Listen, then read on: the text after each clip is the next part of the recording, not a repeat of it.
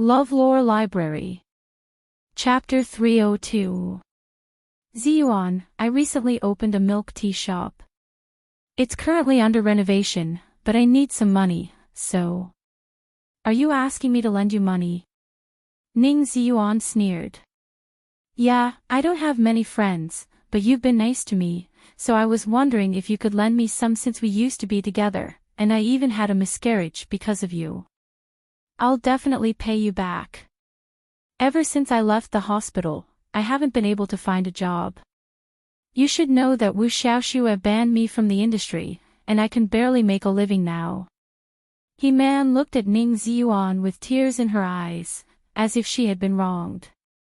Ning Ziyuan didn't have any feelings for He-Man.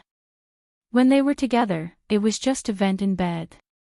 However, any man wouldn't be able to stand a woman crying and complaining like this.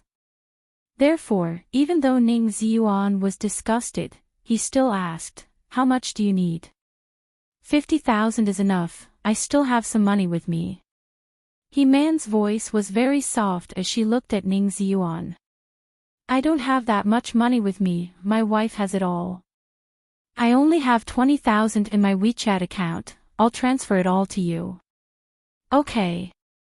Then, Ning Ziyuan added He-Man's WeChat account and transferred 23,800 to her. After He-Man confirmed that she had received the money, she smiled. Thank you, Ziyuan, I will definitely pay you back. No need, take the money and don't come looking for me again. After speaking, Ning Ziyuan turned around and left. He-Man's eyes gradually turned cold. Ning Ziyuan, Wu Xiaoxue, Huamin, none of you will have an easy time. Just wait and see. When Huamin got home, dinner was ready, but Qin Chu wasn't home yet. She took out her phone, leaned on the sofa, and chatted with Zhu Lingling on WeChat. Zhu Lingling sent a picture of her rich boyfriend, asking Huamin to comment. Huamin, you're so fierce, how would I dare to comment? Zhu Lingling, it's okay. Tell me the truth. I won't be angry. Huamin, alright, you're the one who asked me to say this. Your boyfriend's looks, he's a little low. He's way worse than Gao Ran. Zhu Lingling, why should I compare myself to Gao Ran? I don't think he's that handsome. Besides, I think it's safer to find someone who's uglier. At least they won't go out and fool around. Someone who's too handsome won't make me feel safe. After saying this, Zhu Lingling added, of course, Mr. Qin is an exception. Huamin, I don't quite agree with what you said. I don't think that ugly people have a lower chance of cheating. Let me give you an example. Handsome people are never short of admirers. When they seriously choose to be with someone, they are really together. But ugly people basically have no one who likes them. They will immediately sleep with whoever likes them. They choose to marry someone because they have no other choice, understand? Zhu Lingling, what kind of twisted logic is that? Huamin, sister, this isn't twisted logic. Let me give you another example. If a person has 100 yuan and can afford Coke, Sprite, and mineral water, but he likes mineral water, then it must be true. But if a person only has 2 yuan and can only afford mineral water, would you believe him if he said he likes mineral water? Give him a bottle of Coke and he'll enjoy it more than anyone else.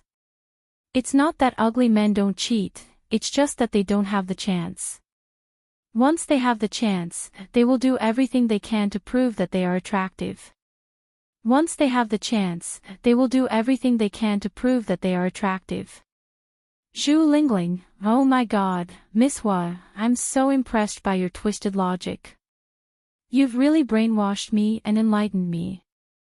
Huamin, think about it. Don't you think it makes sense? Zhu Lingling, you're right, but not everyone is as lucky as you. Not everyone is as lucky as you to have such a good man by your side when you were young. Qin Chu's good looks are rare in the world, but just because you're lucky doesn't mean others are. Huamin, I think Gao Ran is a good choice. He's handsome, has a good family background, and has a cool job. Chapter 303. Zhu Lingling, him. Forget it, I don't want him for free. Huamin, you're thinking too much, he won't give it to you for free. I just had dinner with Gao Ran yesterday, and he brought his girlfriend. She's pretty, petite, and slightly delicate. Zhu Lingling, huh? He has a girlfriend so soon. That's unbelievable. How could a girl like him with that wicked mouth of his? Huamin, you have such a vicious mouth, but don't you already have a boyfriend? You have to be kind. You can do whatever you want, but you can't do whatever you want. Zhu Lingling, then I have to hurry. I have to get married before Gao Ran gets married, or else he'll make fun of me. Huamin, Lingling, all these years, did you really not like Gao Ran at all? You two seemed to have a lot of fun when you were in school, but why didn't anything happen in the end? Zhu Lingling, Gao Ran doesn't have that kind of luck, humph. Huamin smiled and didn't say anything else. There was a story between Gao Ran and Zhu Lingling 7 years ago when she was with Qin Chu. As Qin Chu's best friend and Huamin's best friend, Gao Ran and Zhu Lingling naturally saw each other more often. Therefore, there was a subtle change in their relationship for a while, but for some reason, it was left unsettled. Neither of them mentioned it, so Huamin never asked. Now that she saw that Zhu Lingling and Gao Ran each had a boyfriend and a girlfriend, she felt quite sorry for them.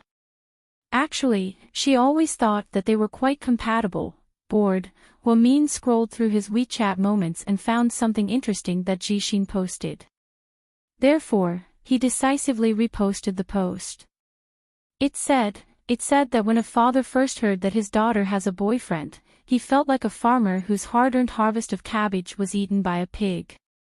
When a father first heard that his son has a girlfriend, he felt like a pig that had been painstakingly raised for more than 20 years finally learned how to eat cabbage. There was also a picture of a piglet eating cabbage. Less than a minute after it was posted, there were several comments. Zhu Lingling, ha ha ha ha, I'm dying of laughter. He's so talented. Jing Jixin, sis, next time, before you copy my words, you have to give me a like first.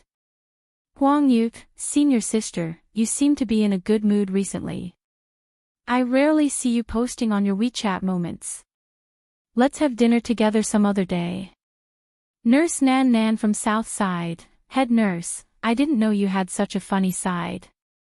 Huamin scanned through the comments and found them to be quite interesting. Suddenly, another comment popped up. She clicked it open and immediately laughed out loud. Qin Chu commented below, so, are you the cabbage or the pig? She immediately replied, bro, of course you're the pig and I'm the cabbage. But I'm the good-looking one in our family, aren't I? Qin Chu proudly replied. So, why are you talking back to me like this? Do you want to kneel on a durian or a washboard tonight? Huamin rolled her eyes at him. As soon as she sent this sentence, Huamin heard the sound of a key unlocking the door.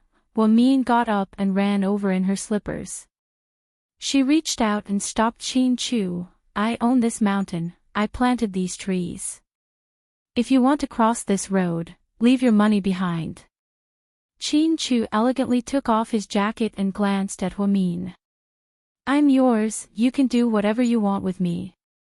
Huamin's face instantly turned red. Qin Chu was always taking advantage of her. Dinner is ready. I tried radish ball soup for the first time tonight. Why don't you try it? Lingling taught me how to make it. It's a dish passed down in her family. Every time I go to her house and her dad makes it for us, I always think it's delicious. Then, Huamin brought out the dishes one by one meat dish, one vegetable dish, and one soup. It was simple, but the color was good. Qin Chu walked over to the dining table and sat down. He picked up the soup bowl and took a small sip. Huamin was slightly nervous. How is it? How is it? Chin Chu looked up at her. Do you want to tell me the truth? Chapter 304. If the truth is hurtful, you can lie to me once in a while. Chin Chu pursed his lips and laughed. What are you laughing at? Tell me, how many points? It's my first time making it, Huamin urged anxiously. If it's a lie, then, it's delicious. What about the truth? Huamin was a little worried. The truth is, it's very, very delicious. Okay, you tricked me, you scared me to death.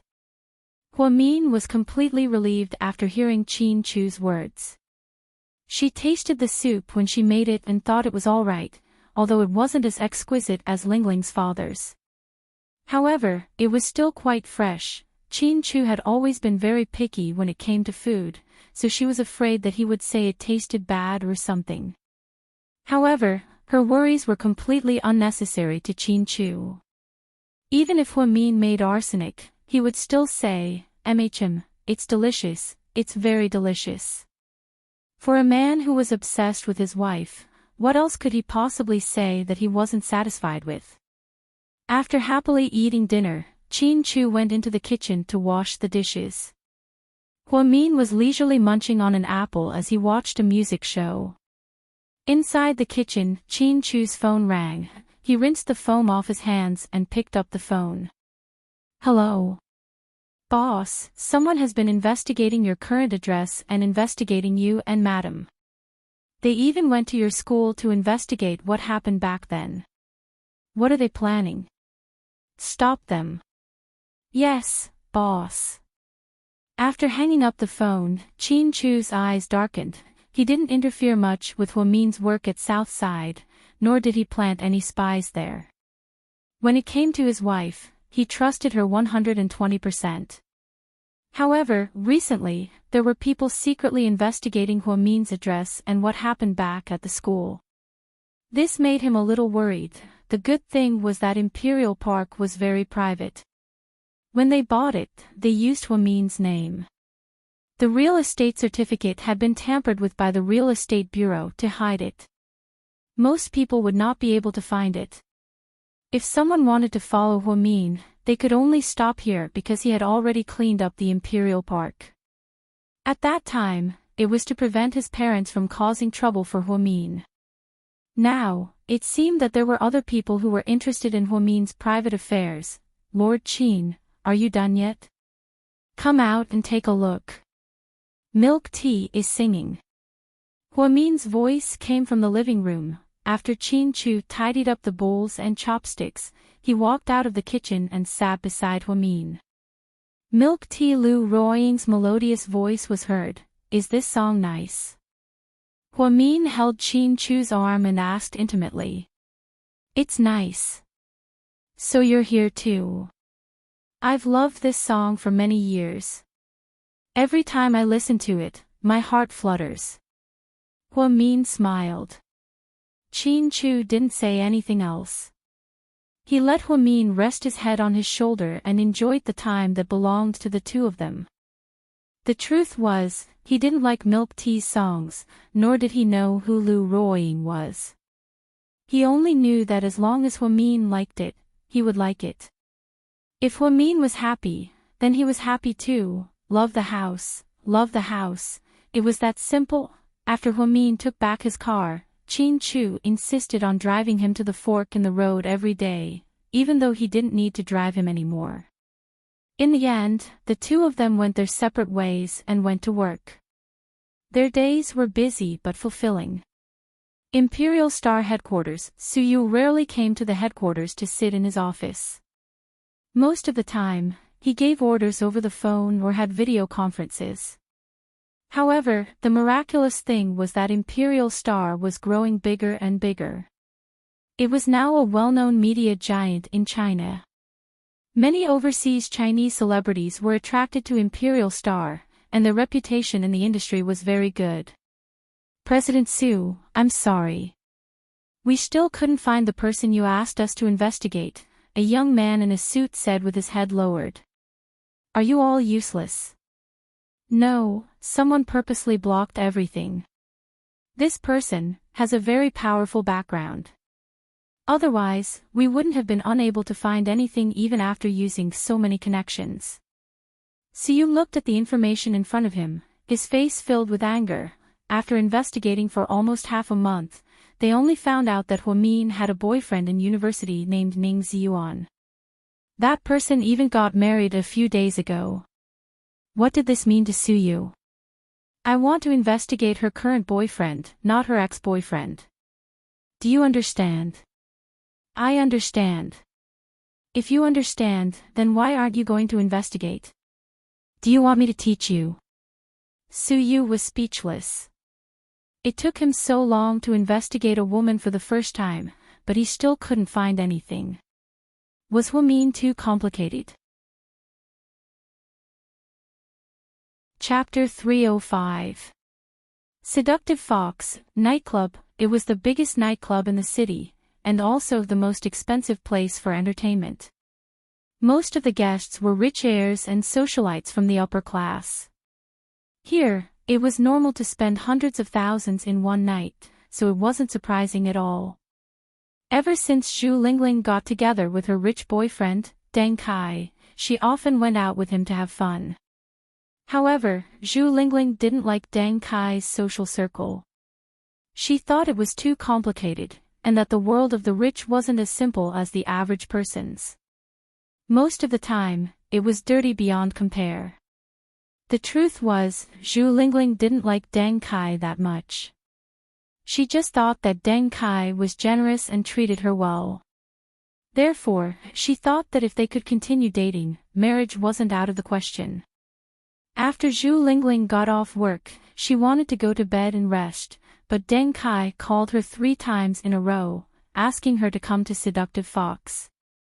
When Zhu Lingling arrived, she only wore a simple black windbreaker, denim shorts, and black heels. As an air stewardess, she had the looks and the figure. This was also the reason why the rich second generation had taken a fancy to her. Lingling, come here. Deng Kai gestured for her to come over. Zhu Lingling walked over and sat down beside Deng Kai. Here, let me introduce you to Zhou Guangming, young Master Zhou, the heir of Tianfu Mining, Deng Kai introduced as he pointed at a man with a protruding mouth and monkey-like cheeks. Zhu Lingling nodded and greeted him, young Master Zhou. She was actually thinking, isn't he just the son of a coal boss? Why is he being introduced so formally? Lingling, you're in luck today. Do you know who's coming?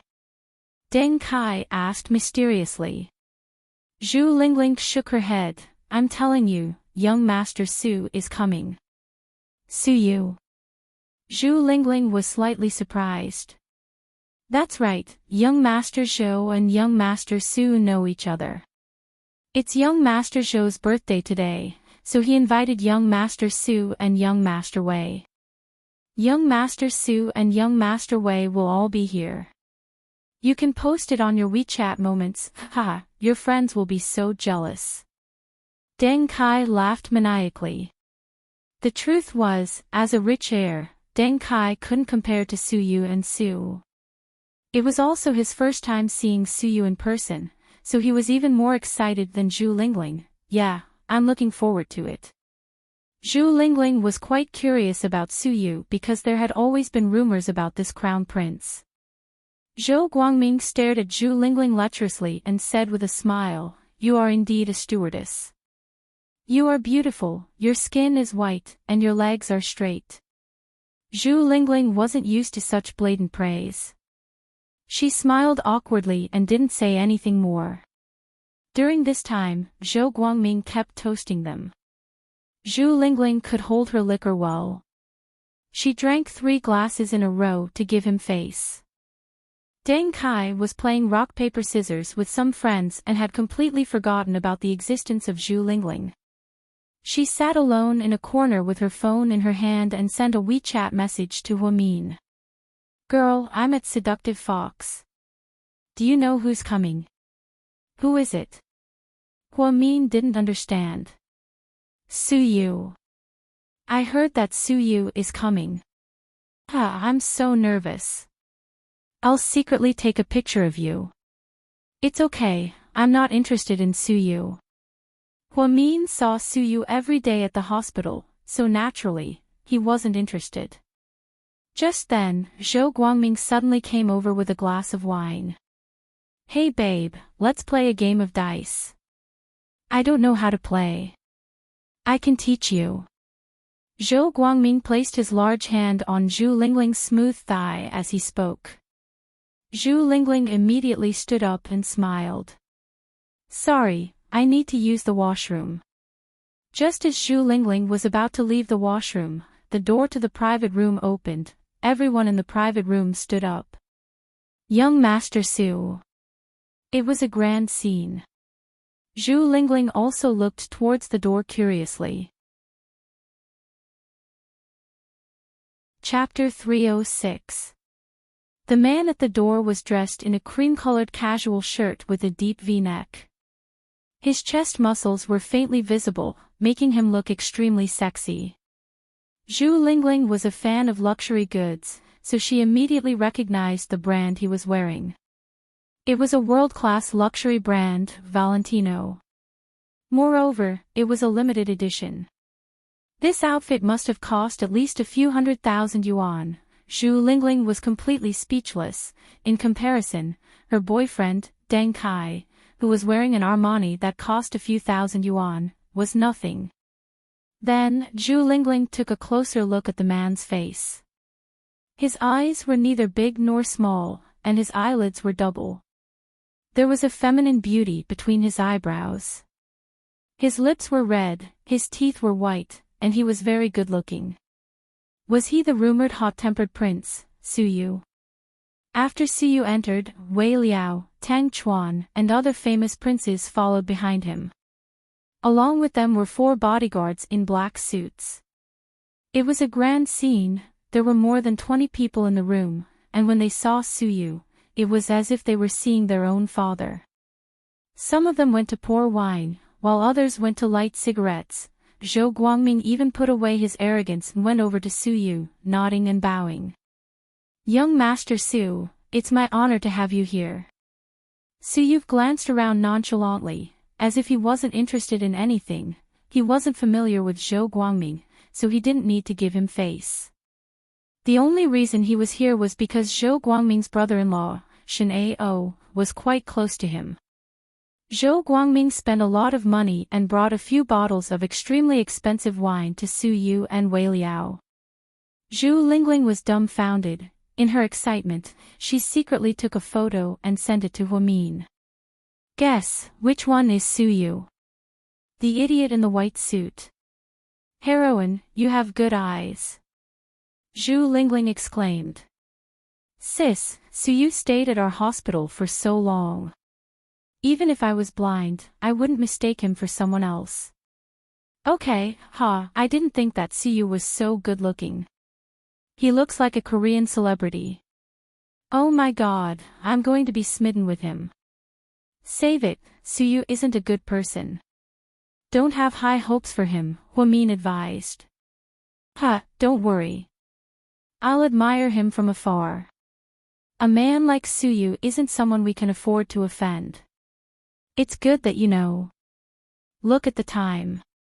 You should go home early. Don't stay there too late. Huamian didn't think it was safe for girls to stay too late at night, so she tried to persuade Zhu Lingling to stay. Don't worry, my boyfriend and I will leave after a while, Zhu Lingling replied. Qin Chu was working overtime, so he was in a meeting in the neighboring city. After Huamin replied to Huamin's WeChat message, he fell asleep again. Zhu Lingling thought that after celebrating young Master Zhou's birthday, she would be able to leave with Deng Kai. However, she didn't expect that what happened next would be beyond her imagination. Zhu Lingling could not tolerate the scale of his actions. The loud music was mixed with the screams of men and women. Most of the men had female partners with them. A few of them didn't, so they called a few hostesses to accompany them. It was a chaotic scene. Although Zhu Lingling loved to party and go to nightclubs, she knew what to do and what not to do. So, when she saw this scene, she subconsciously felt disgusted. She walked over and grabbed Deng Kai's hand. Just as she was about to tell him that they were leaving, she saw Zhou Guangming walk over. Deng Kai, what's wrong with your girl? Why isn't she taking off her top? Zhou Guangming stared at Zhu Lingling with a sly smile. Ah, she's a little shy. She's never done such a big thing before. Deng Kai laughed dryly. You'll get used to it.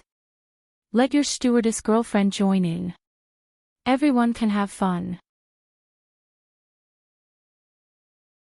Chapter 307. Deng Kai turned his head to look at Zhu Lingling, as if asking for her opinion.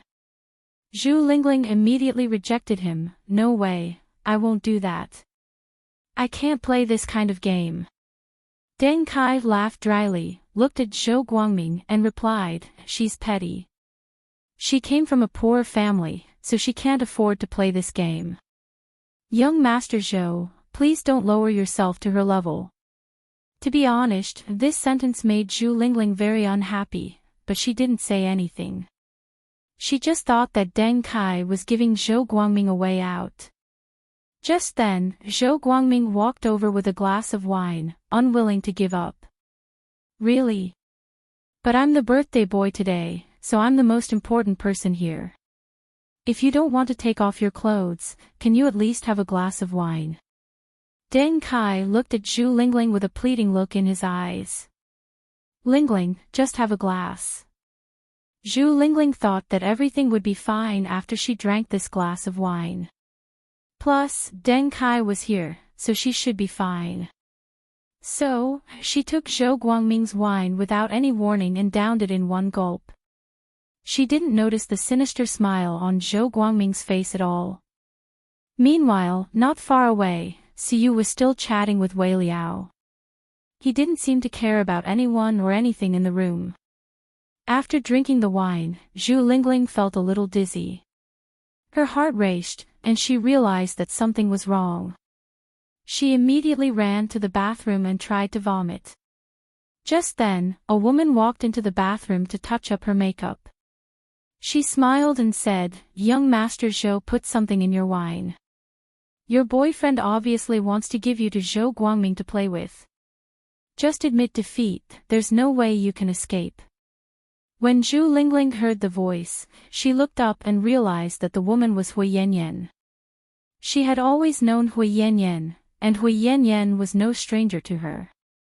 Because of Hui Min, Zhu Lingling hated Hui Yanyan. Why are you here? She was surprised to see Hui Yanyan.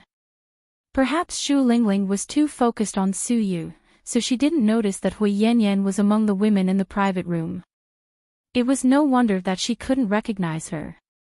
Hui Yanyan was wearing smoky makeup tonight, and her eyes were as big as a panda's.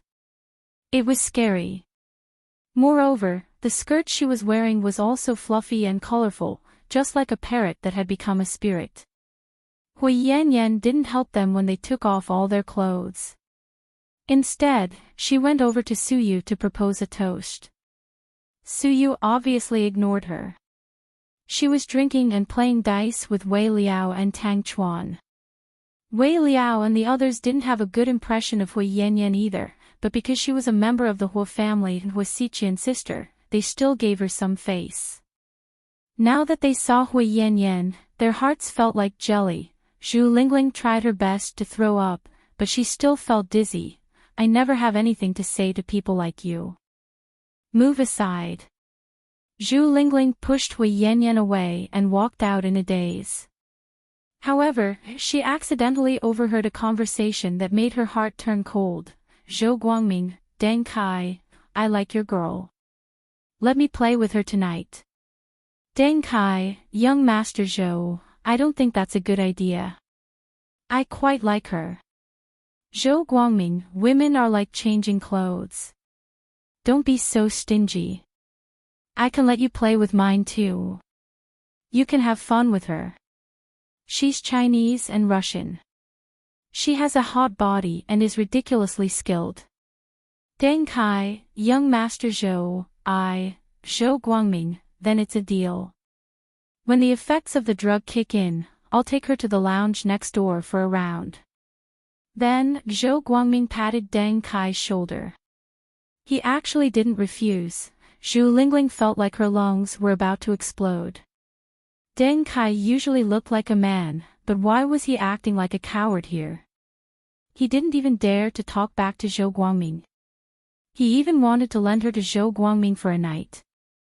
Motherfucker, I'm so angry. Zhu Lingling angrily rushed over and grabbed Deng Kai's collar. Are you even a fucking man? Chapter 308. Lingling, I can't afford to offend young Master Zhou. I'll have to trouble you for one night. As soon as he finished speaking, Zhu Lingling slapped Deng Kai's face. With a loud smack, Deng Kai's face turned red. Then, Zhu Lingling picked up her bag and prepared to leave. However, she was stopped by Zhou Guangming's men. What do you want? Beauty, you can't leave. I haven't had enough yet. Zhou Guangming smiled. Screw you, get out of my way. I want to go home. Zhu Lingling felt dizzy and wanted to leave as soon as possible. You're feisty, but that's what I like. You'll definitely feel good, Zhou Guangming said as he reached out and pinched Zhu Lingling's face. Zhu Lingling took a step back and almost fell to the ground. In a moment of desperation, she took out her phone and sent a WeChat message, "Come and pick me up. I'm in Seductive Fox, room 808. Tell your husband to come with you, hurry." Zhu Lingling knew that she had to ask Huamin for help. Of course, Huamin couldn't do it alone. She would be a lamb in a tiger's den if she came, so she repeatedly asked Qin Chu to come with her. However, she didn't know that Qin Chu was on a business trip to the neighboring city and hadn't returned yet. After Huamin heard the message, he felt that something was wrong with Lingling's voice. He called her back, but no one picked up. Suddenly, she had a bad feeling. She quickly got dressed and drove to Seductive Fox. Since it was late at night, there weren't many cars on the road. Huamin sped all the way to Seductive Fox in 12 minutes. This was the fastest she had ever driven since she started driving. She had even forgotten the fastest she had ever driven at that time. "Miss, are you alone?" The receptionist at the door greeted her politely. "No, I'm here to pick up a friend," Huamin said in a hurry. Then, she took the elevator to the 8th floor. The moment she pushed open the door to the room, everyone looked over. Huamin was only wearing a pair of black wide-legged pants, a white t-shirt, and a long black vest. It was a simple combination of black and white, but it was very pleasing to the eye. When paired with her delicate and pretty face, it was just right. Her temperament was absolutely full. "Lingling," she shouted in a panic. At this time, Zhu Lingling was lying in a man's arms. Her clothes were untidy. That monkey-faced man was groping her all over. Her heart was filled with anger. Zhu Lingling seemed to be unconscious. When she saw Huamin, she did not react. As a professional medical staff, she immediately understood that Lingling had been drugged. "Oh, where did this beauty come from? Her temperament is not bad." Zhou Guangming looked lecherously at Huamin at the door and laughed. Huamin did not speak. He looked at the men and women in the private room and asked, "Who is Deng Kai?" She knew that Deng Kai was the one who brought Lingling here. Otherwise, she wouldn't have come to a high-end place like Seductive Fox. However, her boyfriend brought her here. Now, she was being taken advantage of in another man's arms. He even drugged her. She was speechless. "I am. Who are you?" Deng Kai was having fun with a mixed-race beauty on the side. When he heard someone call his name, he immediately stood up. Huamin walked over to Deng Kai and, without saying anything, slapped him across the face. It was a very clear and crisp sound, and it shocked everyone present. Tisk tsk, where did this little pepper come from? She's so unique. A few rich guys watched the commotion and began to gossip. Who the fuck are you? Why did you hit me? Deng Kai was dumbfounded. He looked at Huamin angrily. As Lingling's boyfriend, you brought her to a place like this. Not only did you not take good care of her, you even allowed her to be drugged and taken advantage of. I really want to know, when your mother gave birth to you, did she abandon you and raise the placenta?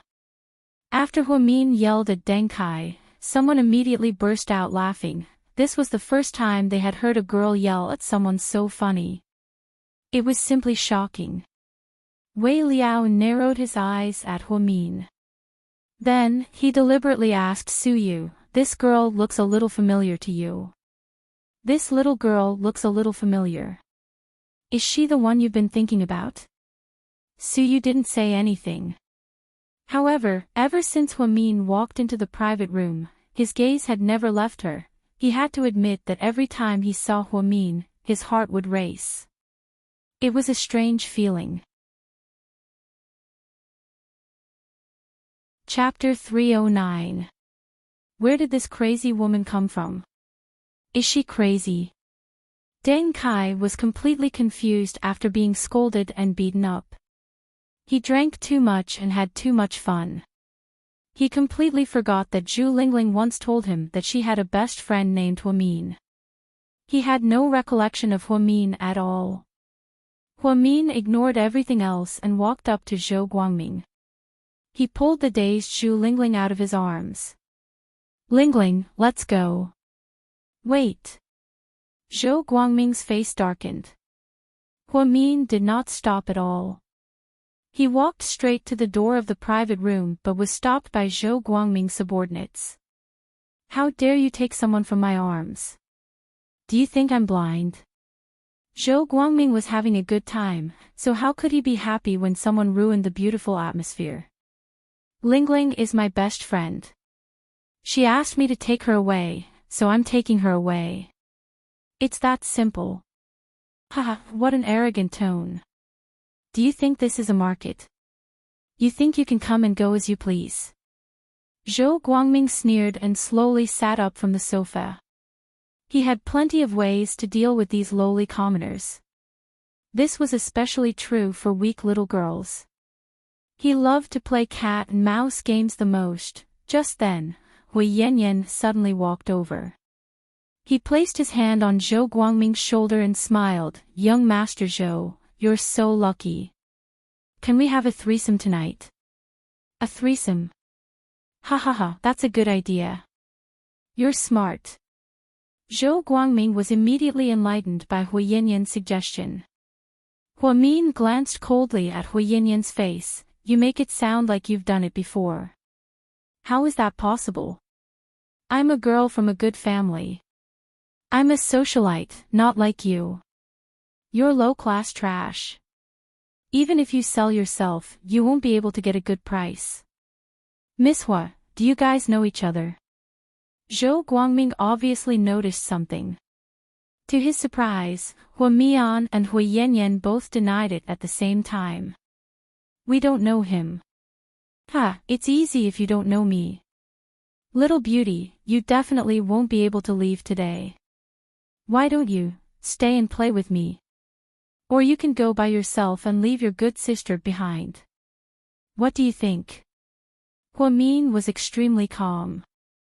He held Zhu Lingling's waist tightly, then looked at Zhou Guangming and said word by word, you look like a human demon dog, but you don't speak human language.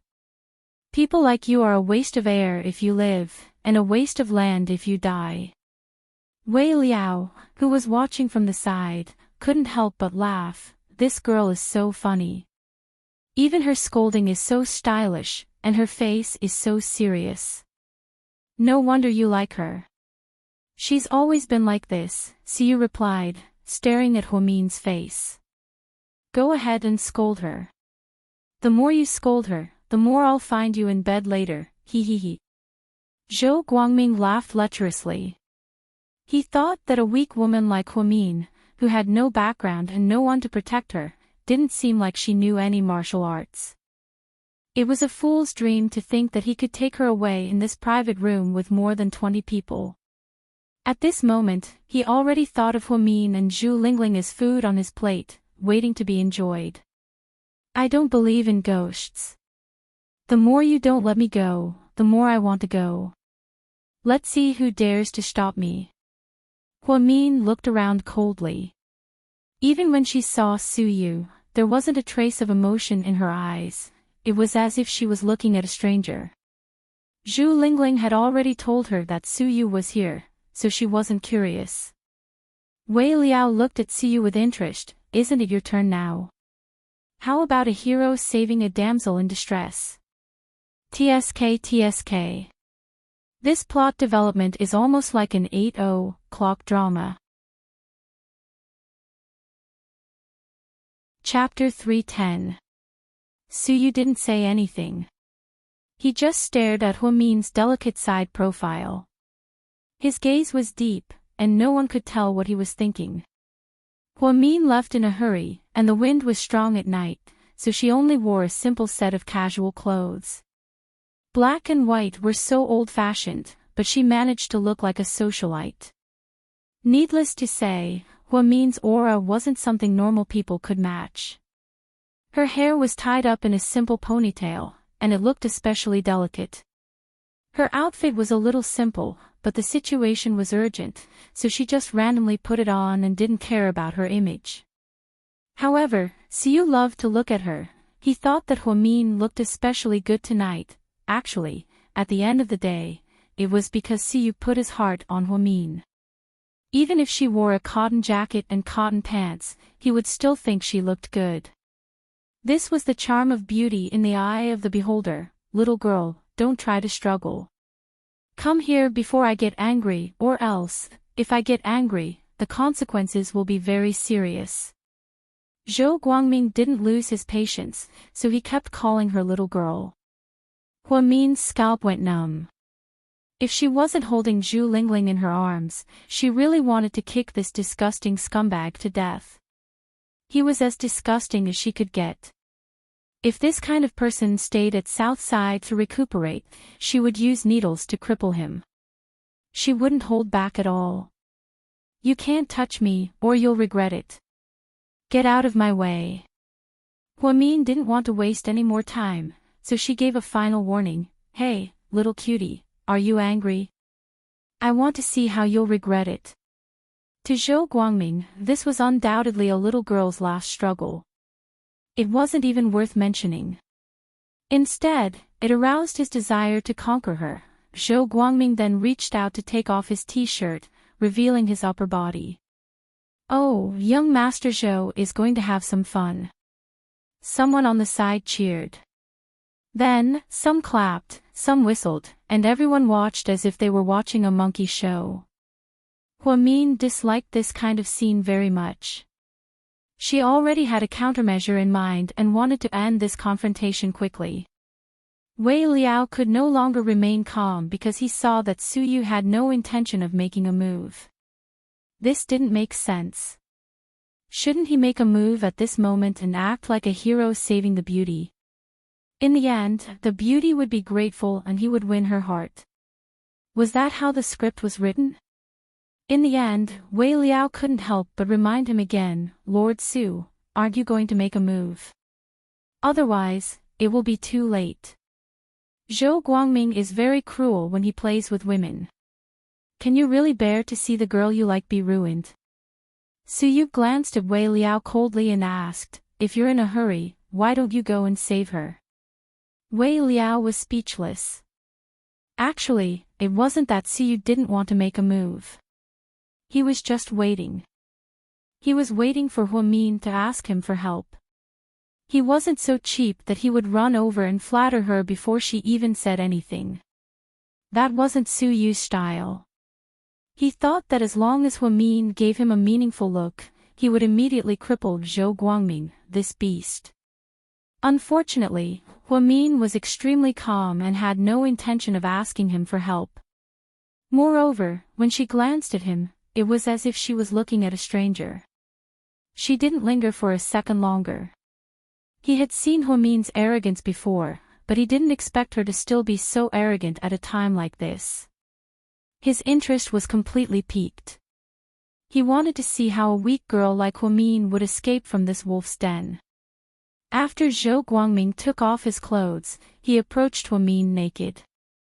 With a lewd smile on his face, he said, "Baby, big brother is coming."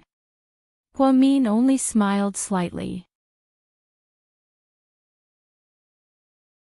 Chapter 311. Just as everyone was ready to watch the show, including that bitch Hui Yanyan, who was taking photos with her phone, they were all waiting to see Huamin make a fool of herself.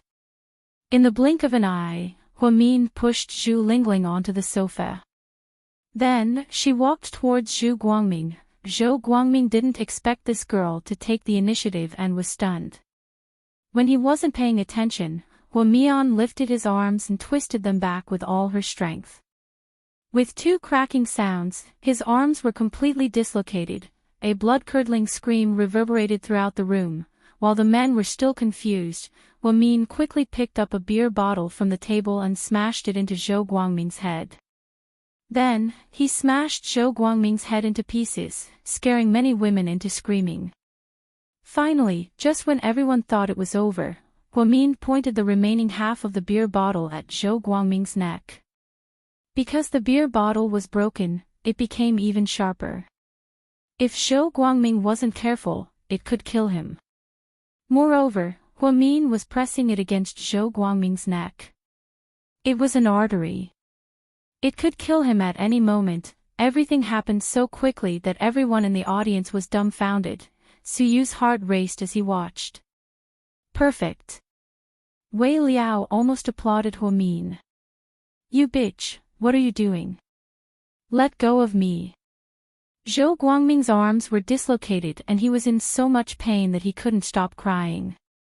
He didn't expect to have a broken beer bottle pressed against his neck. His face was pale from fear. "If you don't want him to die, move aside. I'm taking my friend away." Huamin's tone was as calm as ever. Her expression didn't change at all. It was as if everything was under her control. It would be a miracle if these idiots could react. In such a short time, she turned the situation around. Other than Huamin, no one else could do it. "Why are you guys still standing there? Go and kill this bitch." Zhou Guangming endured the pain and yelled at his men. "Brother Huamin." Only then did the men realize what was going on. They all leaned towards Huamin. "Don't come any closer, or else he's dead meat." Huamin pushed the wine bottle in his hand hard. The sharpness of the glass instantly pierced through the skin on Zhou Guangming's neck, causing him to wail in pain. "Ah, it hurts. Don't come over. Hurry, hurry and go back." Zhou Guangming realized that this woman really didn't care about her life. She wasn't just trying to scare him. She was serious. At this moment, Hui Yanyan said, "Hurry up and capture her friend's woman and threaten her. When the time comes, a life for a life. Don't be afraid that she won't surrender." Hui Yanyan was indeed a little smarter than those people. At this critical juncture, he still had to give Zhou Guangming bad ideas. Sure enough, when those good-for-nothings heard Hui Yanyan's words, they immediately went to grab Zhu Lingling. After all, Huamin was alone. He could take care of Zhou Guangming, but he couldn't take care of Zhu Lingling. Everyone thought that once Zhu Lingling was taken hostage, Huamin would let go of Zhou Guangming. However, the reality was that they were all wrong. Even though Zhu Lingling was being threatened, she had no intention of letting go of Zhou Guangming. "Let go of our brother Zhou, or else your friend is dead meat," one of the men said viciously as he strangled Zhu Lingling's neck. Huamin was still very calm. "Why don't we do it together? Let's see if my friend or your brother Zhou dies first." "You." Those men were instantly dumbfounded. They didn't think that this woman would be so difficult to talk to. She didn't even compromise. Then, Huamin added, hold on to my friend properly. Otherwise, if she loses a single strand of hair, I'll cut off a piece of your brother Zhou's flesh. You can try if you don't believe me. After speaking, Huamin tightened his grip on the beer bottle. At this moment, Zhou Guangming's face had already turned purple. He was so scared that he almost peed his pants. At this moment, Wei Liao, who was watching from the side, sighed, Lord Su, the person you're interested in, is indeed a ruthless character. Chapter 312. Hui Yanyan was infuriated when she saw Zhou Guangming's men being held back. She added fuel to the fire, don't be afraid of her. She's just a woman, she won't dare to do anything. There are so many of us here, how can we let these two women go? If word gets out, we'll be laughed at. Huamin glanced at Hui Yanyan and continued to pressure them, you can listen to this woman's lies. When the time comes, I'll drain your brother Zhou's blood. Worst comes to worst, you'll pay with your life. We're both commoners and our lives are worthless. I heard that your brother Zhou is a tycoon with too much money. It would be a pity if he died at such a young age. TSK. As soon as Huamin finished speaking, the men stepped back, not daring to act rashly. Sister, let's talk nicely. This stalemate is too dangerous. Let me go first and I'll ask my men to send you guys out, okay? After hearing what Huamin said, Zhou Guangming's legs turned to jelly. He was no longer arrogant and only wanted to save his own life. Huamin was right. His family was so rich. If he really died because of this, it wouldn't be worth it. Why should he be so calculative with two women? I'm not a child. Don't negotiate with me. Let me go or we'll both die here. My patience is limited. You better hurry up or I'll have to drain your blood first. After saying this, Huamin gently cut Zhou Guangming's neck and blood immediately oozed out. Actually, she didn't cut too deeply. It was just a superficial wound. As a medical staff member, she knew how to control herself. However, in the eyes of outsiders, this was a crazy move. Oh my god, this woman is really going to drain Brother Zhou's blood. There's so much blood. It's scary. Should we call the police? The people in the private room couldn't stay calm anymore. They were all in a state of panic. This was really serious. These rich kids only knew how to eat, drink, and play. They had never seen such a bloody scene. Quick, let him go. Get out of the way. This woman is crazy. Zhou Guangming felt a chill on his neck and sticky blood flowed out. At this moment, his willpower had completely collapsed. At this moment, Xiu looked at Huamin with eyes full of appreciation. Yes, he admired her. She was calm in the face of danger and her expression did not change. She could control the situation and knew how to defeat the enemy in one move. He could easily destroy Zhou Guangming's willpower and control the entire situation by himself. This woman's talent was wasted in the modern era. If she was placed in ancient times, she would at least be a talented general, the material of a marshal. He was quick-witted, steady, accurate, and ruthless in his actions. He didn't say much, but every word he said was deadly. At this moment, this group of men had completely turned into good-for-nothings under her halo. Don't let her go. Don't be afraid, it'll be fine, Hui Yanyan shouted sharply. Unfortunately, no one paid any attention to her. At this time, who would still believe that Huamin was not joking? If this were to continue, he would really lose his life. Motherfucker, why are you still standing there like idiots? Hurry up and let her go, sob. In the end, Zhou Guangming was already crying because he felt that he was going to bleed out and die at any moment.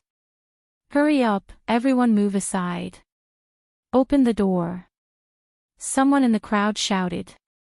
In the end, everyone retreated, and the door of the private room opened. Min was still holding on to Zhou Guangming's collar with one hand and the broken wine bottle with the other, not leaving even a step. You, help my friend and come downstairs with me. Don't follow us, Min looked at the man holding on to Zhu Lingling and ordered. The man did not dare to delay. He immediately helped Zhu Lingling and followed Min out of the private room. The others were watching, but no one dared to chase after them. In the end, Min held Zhou Guangming hostage and went downstairs. He ordered another man to put Zhu Lingling in the passenger seat. Put her down and then move 50 meters away, Min ordered again. The man immediately did as he was told. After making sure that no one was chasing after them, everything was okay. Min pushed Zhou Guangming away, opened the car door, and drove away. At this moment, the others immediately went up and helped Zhou Guangming back to the private room. Hurry up and call 120, someone in the crowd shouted. What 120? Hurry up and chase after that car with me. Surround the entire city. We must kill those two bitches. Zhou Guangming did not feel good until he vented his anger. His anger and fear had reached its peak. Just as these people were about to rush out and chase after the car, Suyuk slowly stood up and said, "Don't chase." Chapter 313. Young Master Su. No one understood what he meant. They didn't know why the young master, who had been watching the show for so long, suddenly spoke up. Don't ask so many questions. If Lord Su says no one is allowed to go, then no one is allowed to go. If you annoy Lord Su, you guys can do whatever you want. Wei Liao also stood up with a smile. Although Zhou Guangming was unwilling, he didn't dare to do anything because of Su Yu's words. He could only swallow his anger for now. After Min left, Su Yu also lost his mood. He stood up and left. A group of people followed behind him. When Hui Yanyan saw Su Yu leave, she immediately followed him. Young Master Su. I want to. Hui Yanyan volunteered to block Su Yu's path. The parrot in chicken feather costume she was wearing was especially eye-catching. She wanted to use her heavy taste to win Su Yu's affection. She didn't know who was brave enough to spread rumors that Su Yu was a freak. She always liked things that were out of place and weird, just for the sake of novelty. Hui Yanyan spent a lot of money to find a stylist to imitate her stunning godmother, Lady Gaga. She didn't expect that she would fail. Lady Gaga had always been like this. Her sudden move was really too much for him to handle. She was such a good woman, but she kept looking for trouble. No wonder Hui Xiqin once said that Hui Yanyan was a brainless idiot with big boobs. Get out of my way, Su Yu mercilessly waved his hand and pushed Hui Yanyan to the side. Just now, Hui Yanyan caused a lot of trouble. Su Yu didn't even have time to deal with her. Luckily, Min was fine. If Min was hurt even a little bit because of this, he would immediately pull out Hui Yanyan's tongue. Who asked her to talk so much? After Su Yu pushed Hui Yanyan away, he got into his black Lamborghini. Wei Liao sat in the passenger seat. Where are we going now? Are we going to find your girl? Wei Liao asked with a smile. Su Yu didn't say anything. He stepped on the gas pedal and the car shot out. Wei Liao was so scared that he broke out in cold sweat. He knew what Su Yu was thinking, but he couldn't guess it all. After all, he was a fickle guy, Su Yu, and he was a fickle guy. He drove all the way to Lingling's parents' house. He wanted to go to Lingling's place, but he was afraid that those people would come after him for revenge. After all, Mian Su Yu's boyfriend, Zhu Lingling. When she passed by the pharmacy, she bought some hangover medicine and gave it to Lingling. When he dropped her off at her parents' place, Min only said that she was drunk. Everyone knew that Min was Zhu Lingling's good friend, so Zhu Lingling's parents didn't think much of it. Min observed for a while. When he saw that Zhu Lingling was asleep and stable, he felt at ease and went home. She was very careful on the way home because she knew that those people weren't simple people. It was possible that they would follow her in the middle of the night and take revenge. Luckily, everything was calm. However, the calmer it was, the more uneasy she felt. She was very nervous just now. Luckily, she was calm. Otherwise, would she really have killed Zhou Guangming? Of course not. She wasn't that stupid. Murder was a capital offense. She just thought that if she had to, she would. So you wouldn't just stand by and watch, right? Of course, if she could solve it herself, she would solve it herself. Huamin didn't want to owe anyone a favor. Especially when she owed Suyu a favor. She already knew how Suyu felt about her. Although she didn't know if he was sincere or if he was just playing around, or if he really liked her a little. She didn't care at all, because in her heart, Qin Chu was enough. When Huamin got home, it was already 2:30 in the morning. After she entered the house, she saw the dim light in the living room. Qin Chu was sitting there, wearing a jacket and smoking. "You're back." Seeing Qin Chu, Huamin felt strangely at ease. "Where did you go?" Qin Chu raised his head. When he looked at Huamin, his gaze was a little complicated. Chapter 314. Oh, Lingling is playing outside. She's drunk, so I'm going to pick her up. It's so late, do you think it's safe for you to pick her up at a nightclub? Qin Chu's tone was a bit cold. He was completely different from his usual self. Huamin had a vague feeling that something was wrong. Oh, it's fine, I'm not drunk. Plus, didn't I come back safely? Huamin smiled. Qin Chu didn't say anything else, but his expression remained indifferent. Are you hungry? I'll make you a midnight snack. No, it's okay, I already ate. Then I'll run the bath for you. Huamin asked guiltily. You go to bed first, I still have work to do.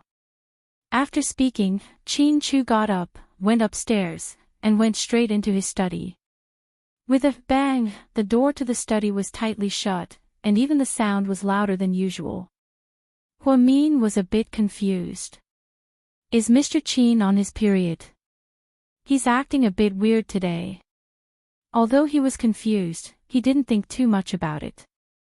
Huamin would never tell Qin Chu what just happened. If Qin Chu found out that she faced off against more than 20 men by herself, and even risked her life, he would go crazy. Qin Chu would go crazy. She knew how much Qin Chu cared about her safety. Just look at the huge amount of insurance he placed on her. Huamin then took a shower and crawled under the covers. After waiting for a long time, Qin Chu didn't come back to the room. In the end, she fell asleep on her own. Inside the study, Qin Chu looked at his laptop and didn't look like he was going to work at all. He was originally in a meeting in a neighboring city, and he was going to have an emergency meeting overnight. GK invested in real estate in a neighboring city, but the local government introduced a new policy and made changes. In order to not waste the billions that they invested, Qin Chu had no choice but to bring people to the construction site to inspect. Then, he brought a few executives and engineers for an overnight meeting. However, in the middle of the night, he suddenly received a video recording. It was from Rick. Rick and Qin Chu were friends, but they rarely contacted each other. Under normal circumstances, Rick would never look for Qin Chu if he didn't need anything. After all, their identities were too special. No one knew that when Qin Chu was in the United States, he had a special relationship with Rick and Rick's family. After returning to China, Qin Chu had used Rick's connections once to investigate the incident where the truck had almost hit Huamin. Rick's sudden video call was definitely not because he was bored. Qin Chu waved his hand and ended the meeting. He walked into the lounge and watched the video. Then, their faces darkened. Seductive Fox nightclub was one of the Rick family's businesses, and there were surveillance cameras in every corner.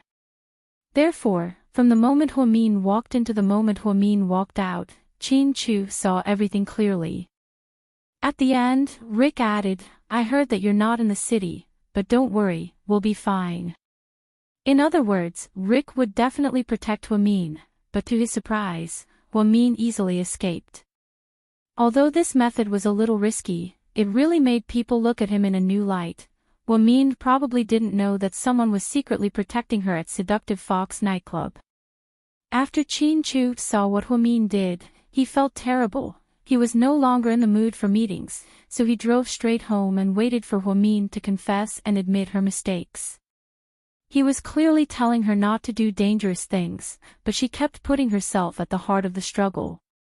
If it wasn't Rick's nightclub, if those people were also criminals, would Huamin still be able to walk out of it unscathed? He didn't even dare to think about it. However, after he came home and questioned her, this woman pretended to be dumb and didn't say a word about what happened that night. Didn't he have the right to worry? Shouldn't a married couple be honest with each other? This was the first time Chin Chu was so angry. He was angrier than before, so he completely ignored Huamin and went to the study.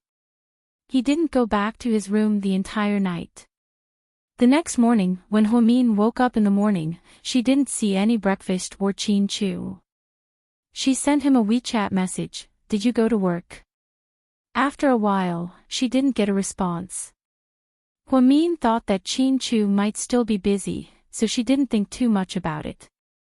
She walked out the door and thought that someone might have taken her license plate number, so she didn't drive. Instead, she took a cab to the hospital. As soon as she arrived at the hospital, she received a call from Zhu Lingling. "Girl, what happened last night?" Zhu Lingling's voice was hoarse as she asked in a daze.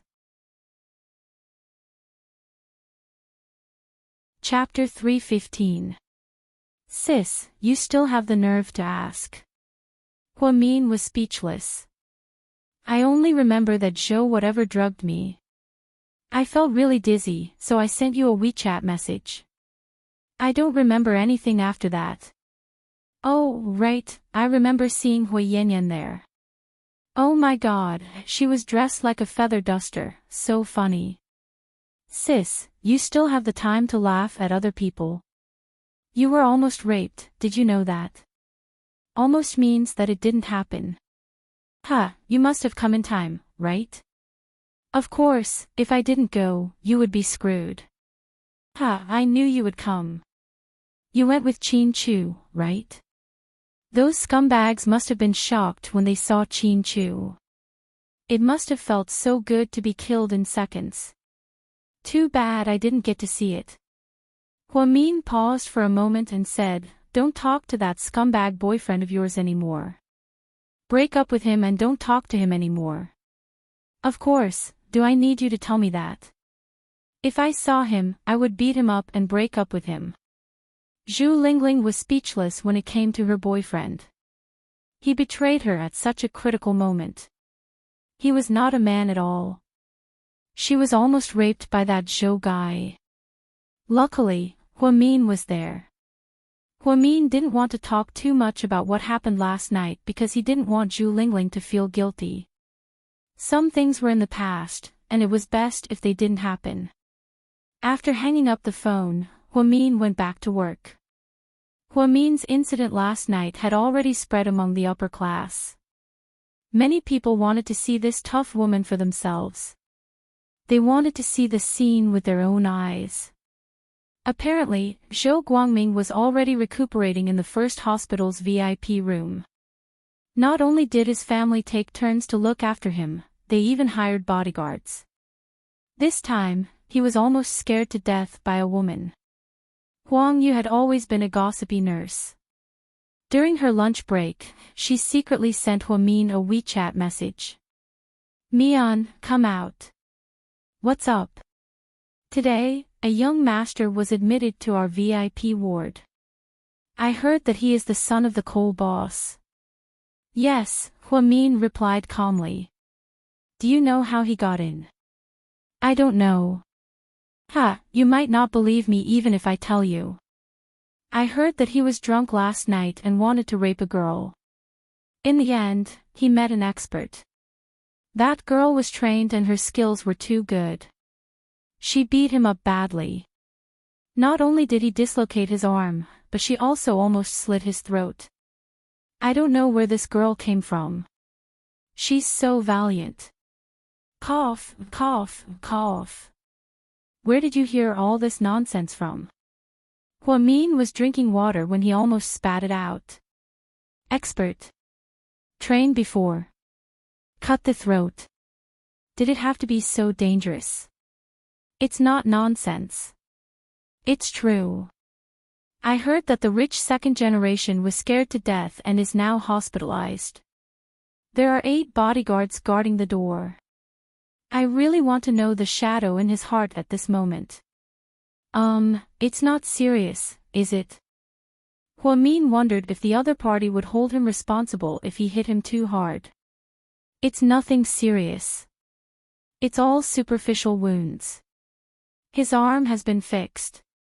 It's just that he was too scared and can't sleep. The neurologist just gave him a tranquilizer.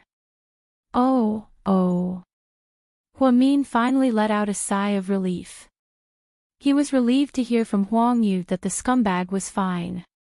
Fortunately, the scumbag was admitted to the first hospital. If he came directly to South Side, he wondered if he would fall to the ground and start foaming at the mouth when he saw that the nurse was Huamin. After all, Huamin left a deep impression on him last night. It was like a nightmare.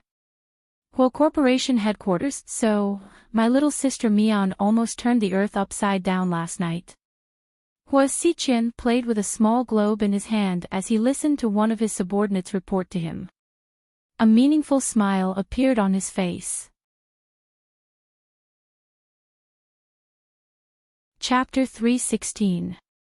Yes, President Hua, that's what happened. Very good, we should be thankful that Mian is fine. Otherwise, Zhou Guangming would be at the crematorium instead of the first hospital. We'll keep an eye on Miss Hua. Don't worry, President Hua. We won't let anything go wrong. Good job, you can leave now. After Huamin chased away his subordinates, he wanted to call Mian. However, Huasi suddenly barged in and interrupted him. Big brother. What is it? Hua Xiqian turned around. I don't want to continue supervising the project in England. Although Huasi didn't like Hua Xiqian, he still had to call him big brother. Why? Isn't it great? I even praised you in front of Dad. It always rains in England. The weather is terrible and I'm always in a bad mood. I don't have any friends there and there's nowhere to play. I'm bored to death. Dad said that you're a grown-up now and can't always think about playing. You have to help me share some of my work. I'll just share some of my work here. I don't want to go overseas. Anyways, don't send me there anymore. I won't go anyway. I'll talk to Dad myself. After speaking, before Hua Xiqian could say anything, Hua Xi turned around and left. TSK, look at him. He's so stubborn now. Hua Xiqian shook his head and sighed. However, he wasn't in a hurry to make a move on Hua Xi and Hui Yanyan because they were no longer a threat. The only threats left were, that old bastard and that old bastard's mistress. At dinner, Hua Xiqian sat in the dining room of the Hua family's mansion. He sat beside Hua Zhenghai and poured him food and wine like a filial son. Hua Xi and Hui Yanyan often went out to play and rarely ate dinner at home. Only Shen Jiani and Jiang Hong would come downstairs on time. Dad, I received a piece of news recently. What news? Hua Zhenghai's interest was piqued. I heard that Su Yu is interested in Mian's sister. Su Yu. The ancestor of the Su family. Even Hua Zhenghai was awed by the mention of the Su family. It was said that in Sea City, just the surname Su alone was enough to be a tyrant. The Su family was a century-old family. It was a family that had been powerful since the national era. The family had produced many high-ranking officials and wealthy businessmen. It was already deeply rooted in the country and was not something that could be easily shaken. As the only son of the fifth generation of the Su family, Su was destined to be a proud son of God from the moment he was born. Yes, that's him. How could he fall for Huamin? Hua Zhenghai was a little surprised. His unfavored daughter wasn't beautiful or voluptuous. Even if she wanted to be gentle, she didn't seem to be gentle at all. When she talked to him, she sounded very fierce. She was actually liked by Su Yu. Hua Xiqian chuckled. Little sister Mian, you're very special. It's not surprising that you're interested in her. Don't forget that you had a romantic relationship with the heir of the Qin family when you were in school. What? Su Yu is interested in Huamin. Isn't that a joke? Xinjiani was very surprised. Her daughter had always wanted to get close to Su Yu. She didn't expect Su Yu to be involved with Huamin. Jiang Hong took a sip of red wine gracefully and smiled. What's so funny about that? Everyone has their own preferences. Our Yan Yan may be as pretty as a flower, but Su Yu might not like her. You never know. Xinjiani glanced at Jiang Hong. She knew that she was doing this on purpose, but she didn't want to argue with her. Hua Zhenghai had heard about what happened to Huamin in school, but he didn't think much of it. They were all kids back then, and marriage wasn't involved. There were no business interests involved either, so it wasn't worth mentioning. Where did you get the news? Are you sure? Hua Zhenghai still didn't believe it and asked. Chapter 317. Su Yu told me himself, is that accurate? Hua Xiqian smiled mysteriously. This time, Hua Zhenghai was completely shocked. He knew that Hua Xiqian wouldn't give out fake news, especially when he was talking to him. If Su Yu really did like Huamin. If this is true, then that's great. Our Hua family's glory days are just around the corner. Hua Zhenghai nodded in satisfaction. However, Xinjiani reminded him, Master, it's too early to be happy. That girl already announced that she's no longer related to us. I'm afraid we won't be able to take advantage of it. So what if she's no longer related to us? She's still a child of the Hua family.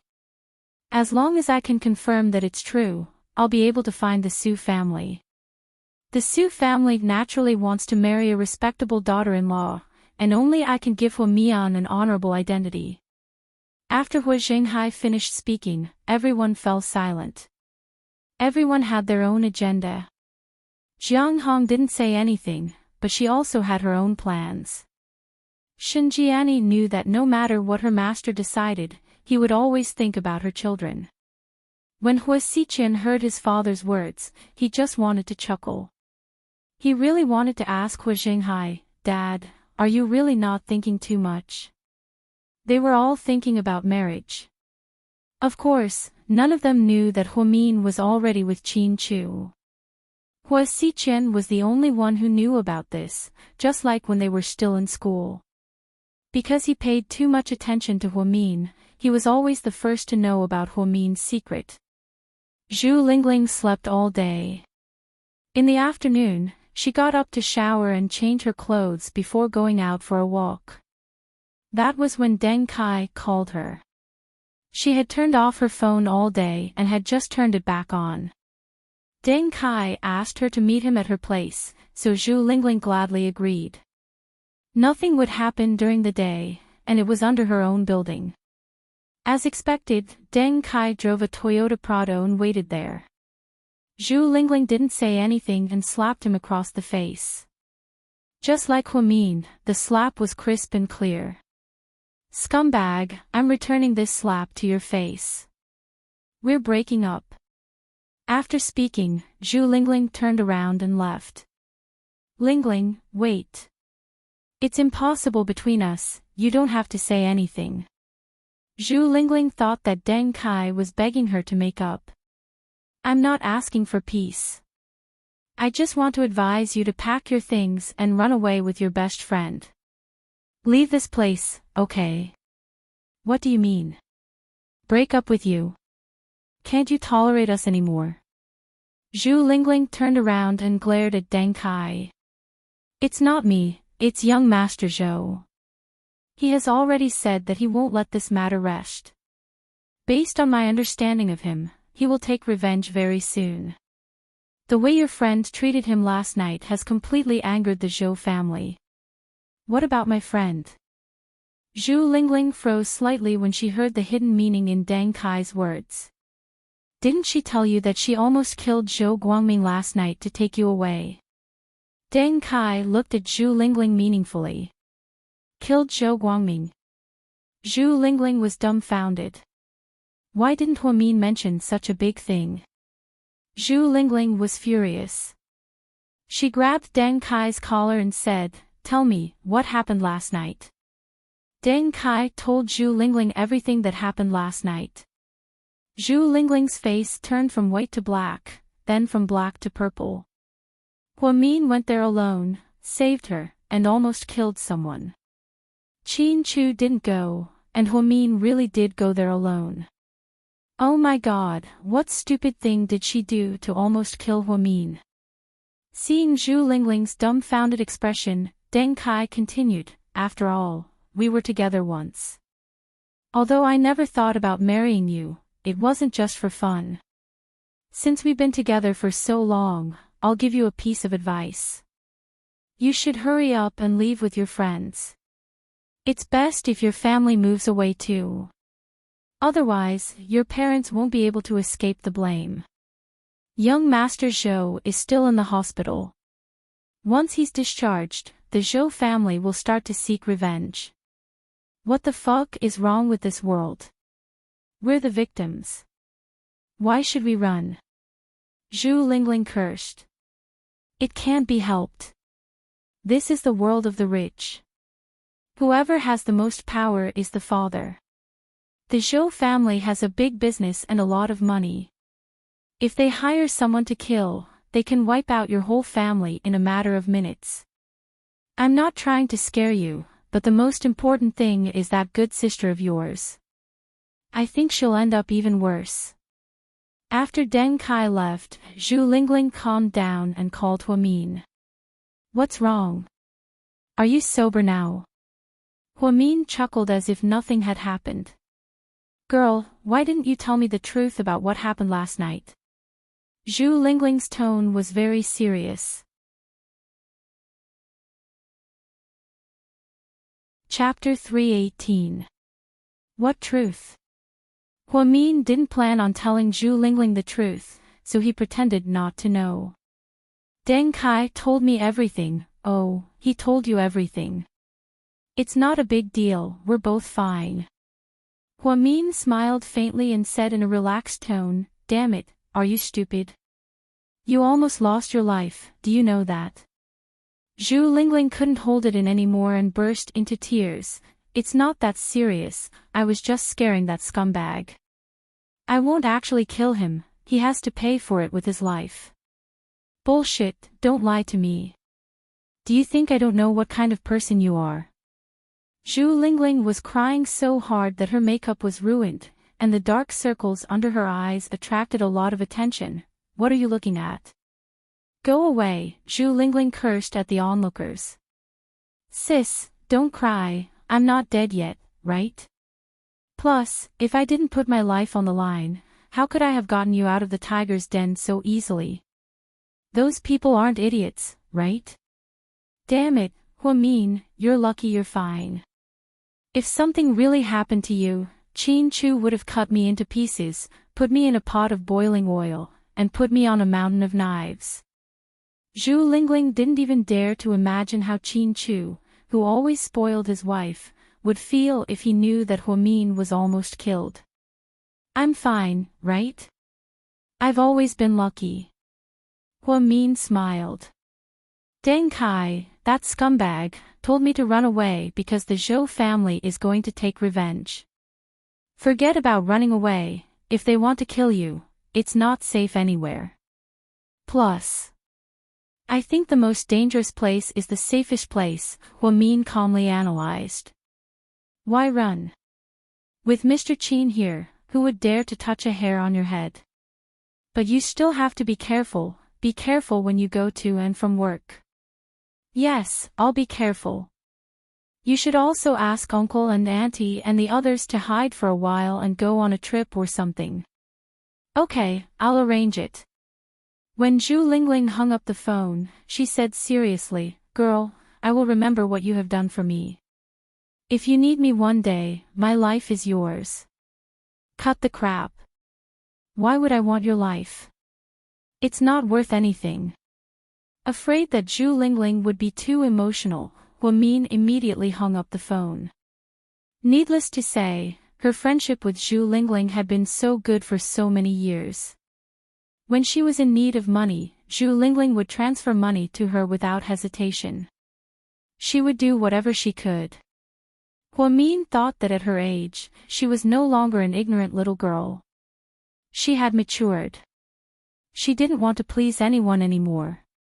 She would stay with whoever she was happy with. If she was tired, she would stay away.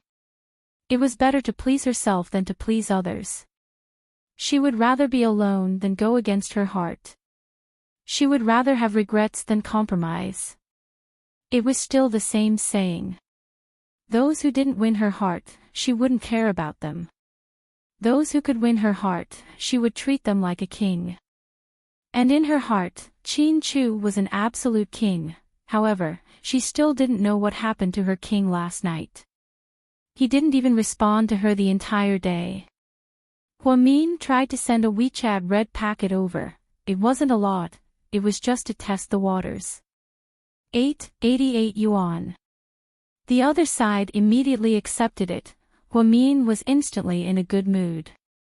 He sent a WeChat message over, Mr. Qin, are you busy today? He waited for a long time, but there was no reply. What was going on? In a fit of anger, Huamin posted on his WeChat friend circle, if you send someone a WeChat red packet and they accept it, but they don't reply when you send them a WeChat message, what's going on? He didn't expect to see a comment right after he posted it. Huamin thought it was that brat, Zhixin. However, he didn't expect it to be Qin Chu. He commented, then you must have done something wrong to him. Huamin wanted to cry, but no tears came out. He replied, Mr. Qin, I didn't do anything wrong. I'm innocent. I swear to God, I've been loyal to you recently. Let the heavens and the earth be my witness. Then, Qin Chu went silent again. He was still playing the silent game. Huamin was scared out of her wits the entire afternoon. When he got home from work, she waited for him. Finally, when it was almost 8 o'clock, Qin Chu opened the door and came home. Mr. Qin, you've worked hard today. Do you want coffee or tea? Huamin tried his best to please him. I don't want to talk to you.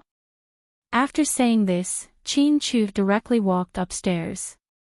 Finally, Huamin couldn't take it anymore. Qin Chu, you bastard, stop right there. Chapter 319. Upon hearing what Huamin said, Qin Chu finally stopped in his tracks. Don't you think you went overboard?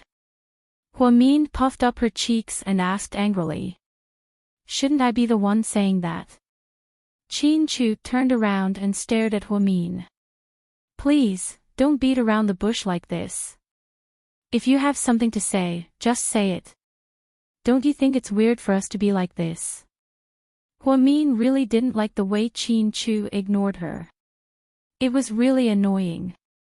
Upon hearing her question, Qin Chu turned around and walked down the stairs. He walked up to Huamin step by step and looked into her eyes for 3 seconds. Okay, then I'll ask you again. Where did you go last night? What happened? Think about it before you answer me. Upon hearing Chin Chu mention what happened last night, Min had a bad feeling.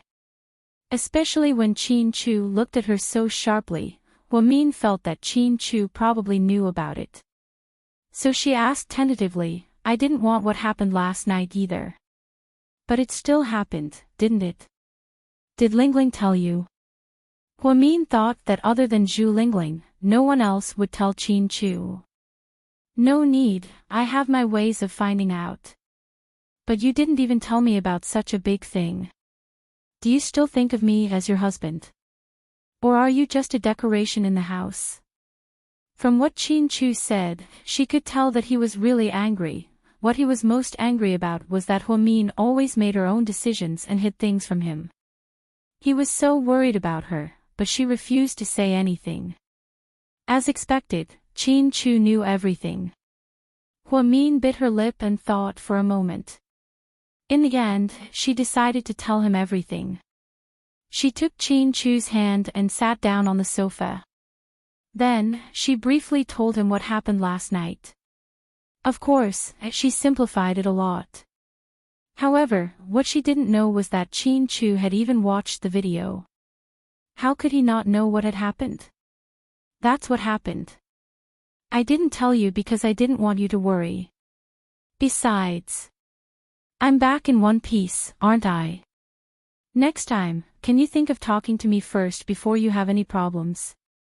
Didn't you go on a business trip to the neighboring city? Even if I drove back, I wouldn't have made it in time. Lingling was in such a dangerous situation, and I was too anxious. Min tried to find an excuse.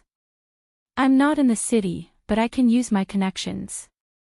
Although I just came back not long ago, I'm still the president of GK. Your husband is a boss, not a loser. We've known each other for so many years, don't you trust me that much?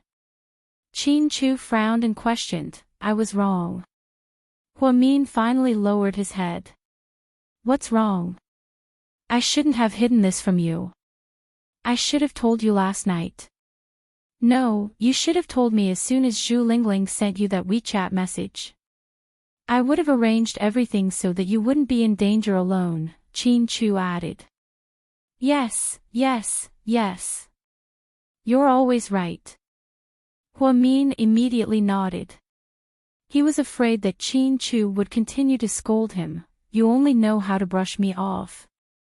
You say that every time, but you still make mistakes. Chin Chu obviously wasn't going to let it go so easily. Seeing that he was about to be scolded again, Min immediately coughed a few times. Ahem, I'm sorry. I know I was wrong. Next time, I'll, be careful, Min stuttered. Then, she clutched her chest as if she was in pain. Sure enough, seeing her like this, Chin Chu immediately walked up to her worriedly. He gently patted her back and asked gently, Look, did you catch a cold? Chapter 320. I think I caught a cold. It's autumn now, so the weather is a little cold, Min replied softly. Chin Chu's heart ached as he covered her with a blanket from the sofa. Then, he walked into the kitchen and made a bowl of brown sugar ginger water to warm her up. Min smiled smugly as she held the warm brown sugar ginger water. She knew that no matter how resourceful Chin Chu was, he would immediately panic as soon as she showed the slightest sign of weakness. He couldn't even tell if she was really sick or if she was just faking it. The next day, after Min went to work, Deputy Director Guo called out to Min in a meeting. What is it, Deputy Director Guo? Mian, Southside recently selected an outstanding employee. I've submitted your application. As soon as President Wu approves it, I'll immediately give you a bonus of 20,000 yuan. It's okay, Deputy Director Guo. I don't think I'm that outstanding. I'm just doing my job. Min definitely didn't want to be in the limelight and fight for an outstanding employee award. To be honest, she didn't think she was that outstanding. Moreover, she was different from when she first started working at the first hospital. Back then, she was quite poor.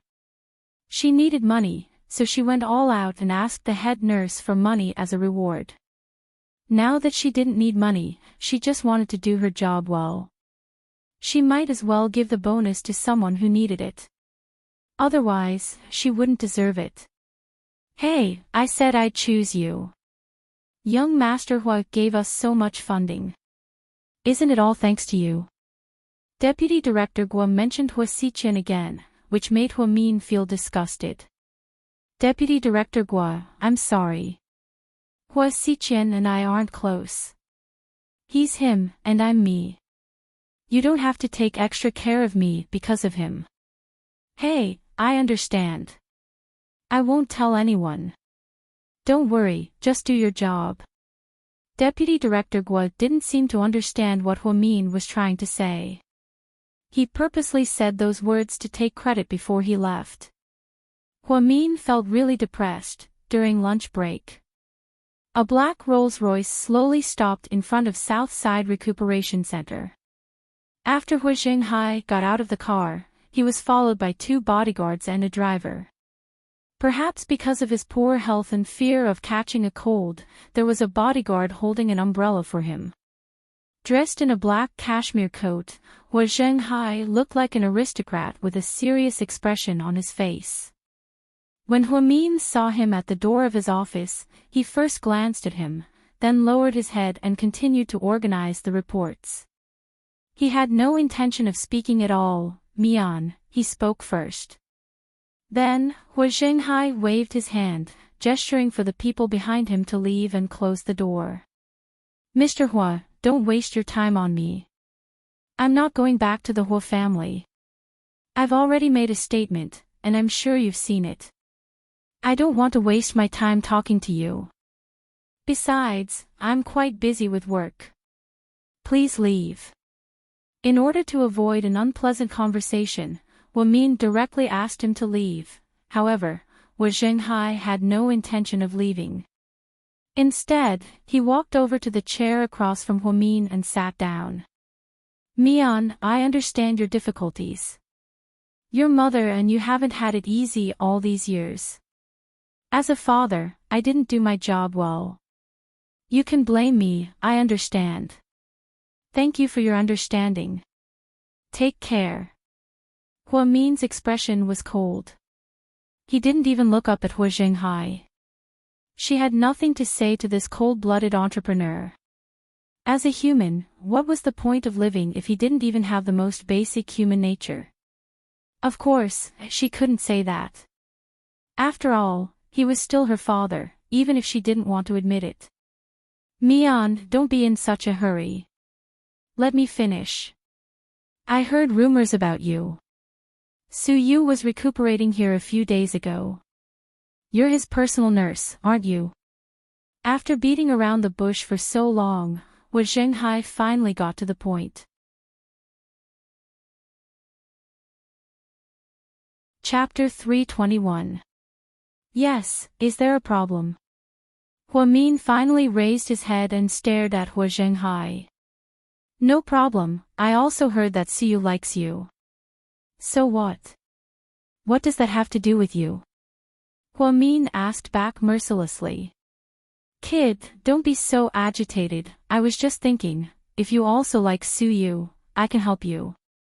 I can take you back into the Hua family and give you the same status as Yan Yan. That way, the Su family might easily accept you.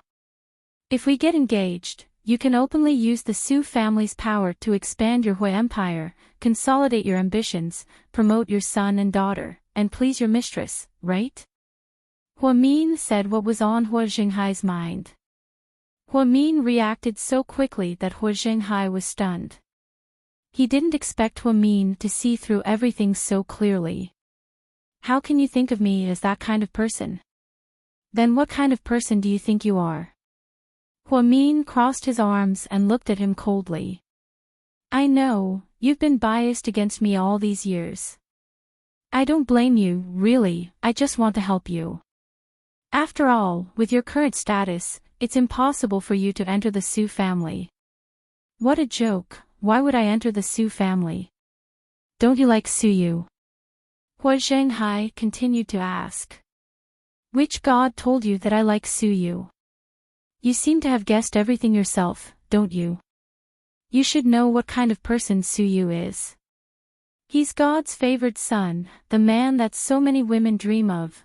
Hua Zhenghai interpreted Suyu's noble status and tried to make Huamin see the truth.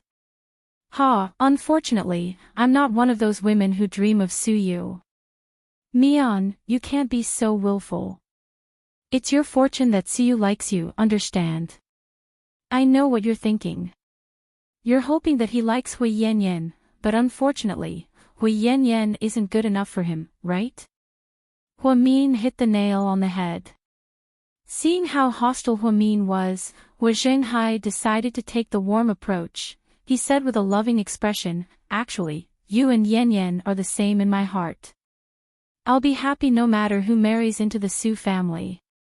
Don't you think it's funny to say such untrue words? I found it funny. How could I be the same as Hui Yanyan? She had been a socialite for more than 20 years, and I had been an illegitimate daughter for more than 20 years. Mr. Hua, although I graduated from a third-rate school, don't bully me because I'm not well educated. In the end, Huamin still didn't get a single cent off of Huamin. Hua Zhenghai was completely speechless. Anyways, think about this carefully. If you need an identity, come find me anytime. Even if you announce that you're leaving the Hua family, it doesn't change the fact that I'm your father. Why are you so happy now? Where did you go in the first place? Huamin rolled his eyes at Hua Zhenghai. Hua Zhenghai, after being speechless by Huamin, he had no choice but to leave. He had already made himself clear. If Huamin wanted to find him, he would welcome him at any time. Of course, he didn't really want the Hua family to return to the Hua family and acknowledge his daughter. He just wanted Suyu as his money tree. If he could become in-laws with the Su family, then the Hua corporation would probably last for 100 years.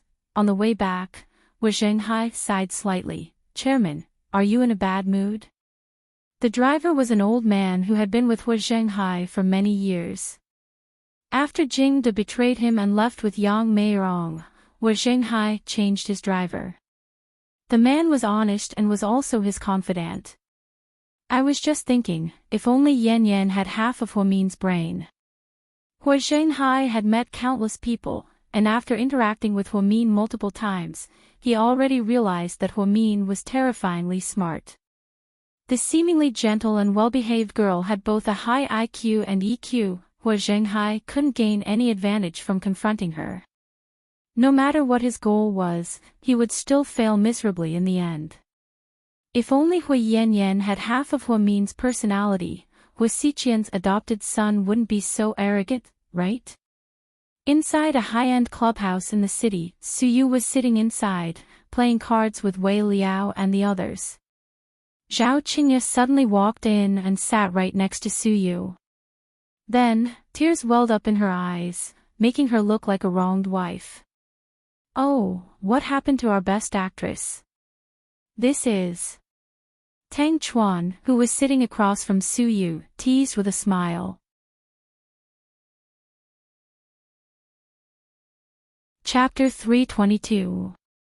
Nothing, it's just that I haven't seen President Su in a few days and I miss him. Zhao Qingya's voice was very soft. He didn't know if she was faking it or if her voice was really like that. Either way, she always had this voice on TV and gained a lot of male fans because of it. Looks like Lord Su is going to be lucky tonight. They joked around, but Suyu remained expressionless. After a few rounds, Wei Liao suggested, let's go for a drink. It's too early and we don't have anything to do. Suyu looked at his watch and saw that it was only 10:30, so he nodded. Go find a place. Wei Liao immediately made a call and booked a place. Then, they went together. There were a dozen people who weren't very close to Suyu, but they were all in the same circle. Usually, these rich guys were proud to see Suyu in person. They would even secretly post on their WeChat moments to show off their wealth. Money and cars paled in comparison. The popular way to show off in Sea City was to hang out with Suyu at the same police station. It was a symbol of status. Zhao Qingya was wearing a white suit with a Chanel ball and short sleeves. She looked very elegant and beautiful. Many people in the private room asked for photos with her. Clearly, she was very popular. She was indeed the kind of woman who looked better in real life than on TV. She had a good foundation. President Su, I want to be the female lead of the company's movie Shooting Star and Butterfly Sword, The Past Life, Zhao Qingya said coquettishly when she saw that Suyu was in a good mood. Sure. Suyu nodded and didn't say anything else. But Sister Lisa said that the company has already decided on Mian Mian. Zhao Qingya pouted, clearly unhappy. Oh, then you can choose another one. The company makes a lot of movies every year anyway. Suyu took a sip of wine nonchalantly. I don't want to. I'm a wuxia fan and I like Shooting Star and Butterfly Sword. President Su, do you not like Qingya anymore? Are you going to let Cotton Candy take my place? Suyu tilted his head and glanced at her. Displeased, he said, I don't have anyone by my side to replace me. Whoever I'm interested in is my woman. Have you forgotten the rules? No, I just think that Mian Mian is a scheming bitch who imitated me to get to the top. Maybe she's not sincere and is only trying to get close to you for the sake of fame and benefits. You make it sound like you're not doing this for fame and fortune. Suyu sneered. Realizing that she had said something wrong, Zhao Qingya immediately explained, President Su, I'm different from them. I've been with you the longest. Get someone to send you back. I'm a little tired. Su. Before Zhao Qingya could finish her sentence, Suyu waved his hand and called for one of his subordinates to send the reluctant Zhao Qingya away. What's wrong, Lord Su? The beauty is gone tonight. Where are you going to vent your anger? Suyu glared at Wei Liao. I'll go to you, okay? No, I don't like men. I only like girls with big breasts, slim waists, and sweet voices. Wei Liao laughed. After Zhao Qingya left, Suyu continued to drink slowly. During the banquet, some people brought up Zhou Guangming's private affairs in the past few days. Hey, did you hear? The Zhou family announced that they're going to deal with that woman. I wonder which family she's from. She's so brave that she almost stabbed Zhou Guangming to death. Mrs. Zhou's face turned purple with anger. She said that she'll never forgive that woman. That's for sure. The Zhou family is a nouveau riche. They have so much money that they don't even know how to spend it. Isn't it easy for them to find someone to deal with a woman? Disfigurement and rape are just a matter of minutes. Upon hearing this, Suyu was instantly pissed. He stood up, grabbed his wine glass, and smashed it on the ground. With a loud smack, silence filled the room. Suddenly, there was no sound in the room. No one knew what happened to their ancestor. Why did he suddenly change his attitude? Lord Su, what's going on? Wei Liao and Tang Chuan were both shocked. Chapter 323. Suyu didn't say anything as he walked out with a dark expression on his face. Wei Liao and Tang Chuan didn't dare to delay and followed him out. I'm going back to sleep, you guys don't have to follow me. After saying this, Suyu got into his black Lamborghini and left. Wei Liao and Tang Chuan were left behind, confused. Is it because Zhao Qingya left and he doesn't have a partner in bed? Wei Liao guessed. No, he sent Zhao Qingya away by force. Didn't you see that she didn't want to leave? When she left, her eyes were red and she looked like she had been wronged. Then what's going on? Has Lord Su been abstinent lately? Is he going to be a monk? Has he seen through the world of mortals? No, he just fell for a weirdo. Wei Liao laughed. Tang Chuan was completely confused by her words. After speeding all the way to his private mansion and taking a shower, Siyu picked up his phone. Keep an eye on that side. If they make a move, stop them.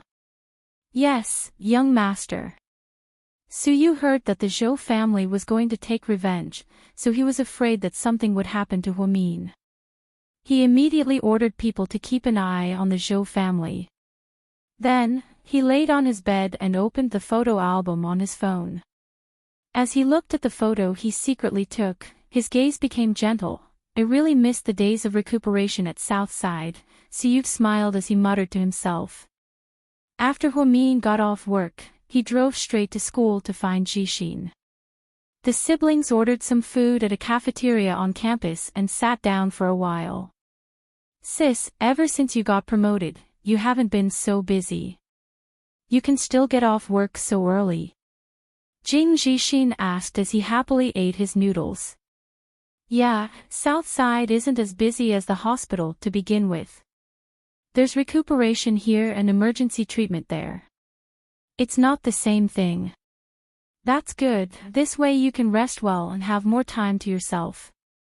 Huamin took out 3,000 yuan from his bag and placed it on the table. Take it. I'm earning a little more now, so I can give you and Mom more. You're all grown up now, and you even have a girlfriend. There's still a lot of things to spend money on. Ahem.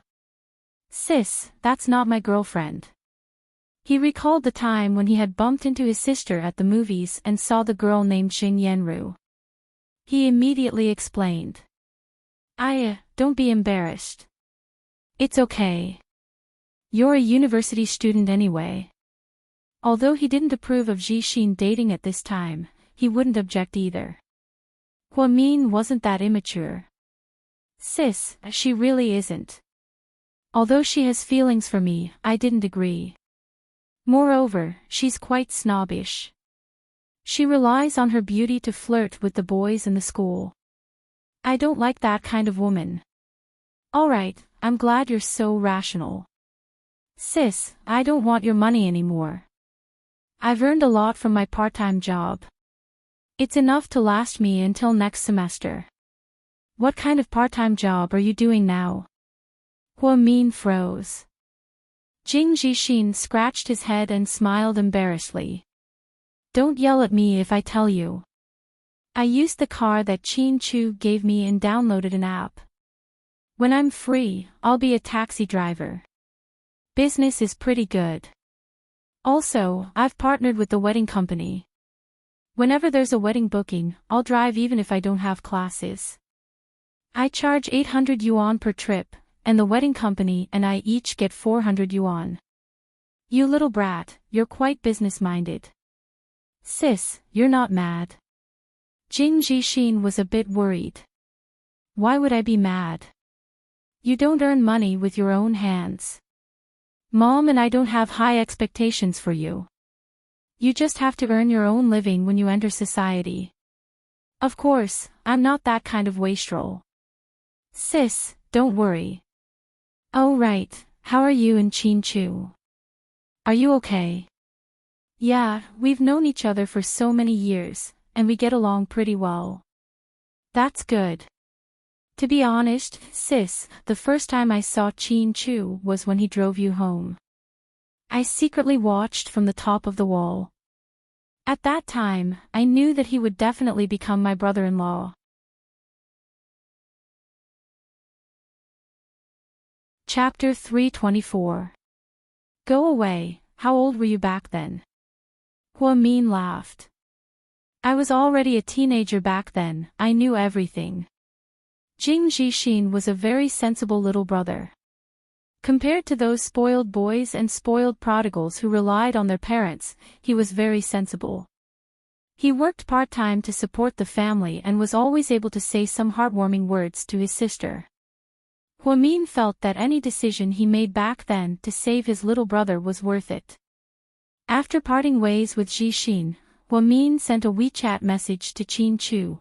"Are you off work yet?" "Still working."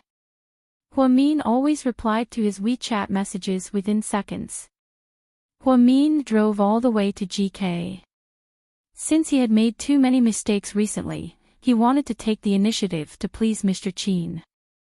When Assistant Yang saw Huamin, he immediately recognized her and said, "Miss Hua, please come in." Huamin nodded and walked in. "The president is still in the conference room, I'll go call him out." Assistant Yang already knew how important this woman was to the president, so he decided to go find her in the conference room himself. "Wait, don't go, I'll wait for him here." Okay, what would you like to drink?" "Coffee, thank you." Qin Chu was in a meeting for almost an hour. When he returned to the president's office, he was completely exhausted. He sat in front of his desk and quietly looked at the data on his laptop. Suddenly, a pair of gentle hands covered his eyes. Then, she mischievously sang, "I secretly covered your eyes and let you guess who I am." Qin Chu didn't say anything. Instead, he suddenly came back to his senses and hugged Huamin. Qin Chu was sitting down, while Huamin was standing. Therefore, when he hugged Huamin, his head happened to be pressed against Huamin's chest. Their position was quite intimate. "You didn't even see who I was and you just hugged me. How casual are you? Other than you, no woman other than an employee enters my office." All right. You're too smart. I wanted to give you a surprise." "How boring," Huamin said as he tried to break free. However, she heard Qin Chu reply in a coquettish tone, "Don't move, let me hug you for a while." Huamin instantly blushed. Did Mr. Qin like to hug her so much because he could take advantage of her openly? "Sir, the vice president asked me to bring you this to sign." Assistant Yang came in with a document. Then, he saw such an erotic scene. Before Qin Chu could speak, Xiao Yang immediately said, "I'm sorry, I went to the wrong house." Then, he immediately retreated. He was afraid that the boss would scold him. It seemed that little Yang had grown a lot after following Qin Chu for so long. Even his brain had become much sharper. "Your assistant is quite funny, huh?" Seeing Yang's awkward expression, Huamin couldn't help but laugh. He's already restrained himself. He was even funnier when he first came. The young couple hugged each other in the president's office. Outside the door, Yang was scared out of his wits. Luckily, he ran out in time. Otherwise, if he ruined the president's moment, wouldn't he be in deep trouble? The problem was, what he saw just now was the president hugging that girl, right? "Oh, look at how sticky it is." If he didn't see it with his own eyes, Yang would never believe that his boss would do such a thing. It seemed that no matter how cold or domineering a man was, there would always be an important woman in his heart that he would pamper. Inside the office, Huamin's face was already completely red. This was because Qin Chu's hands were no longer satisfied. At first, he was just hugging her, but now, he was touching her everywhere. In the end, he went all the way up. Just like that, her bra was ripped open. This is the office. Can you mind your image?" Huamin reminded him shyly. "I just felt that these two bunnies were too stuffy, so I wanted to give them some air." "What did you think I wanted to do?" Qin Chu, screw you." Of course, Huamin cursed in his heart. "Since you've given them some air, shouldn't you close the door for the bunnies?" Huamin said angrily.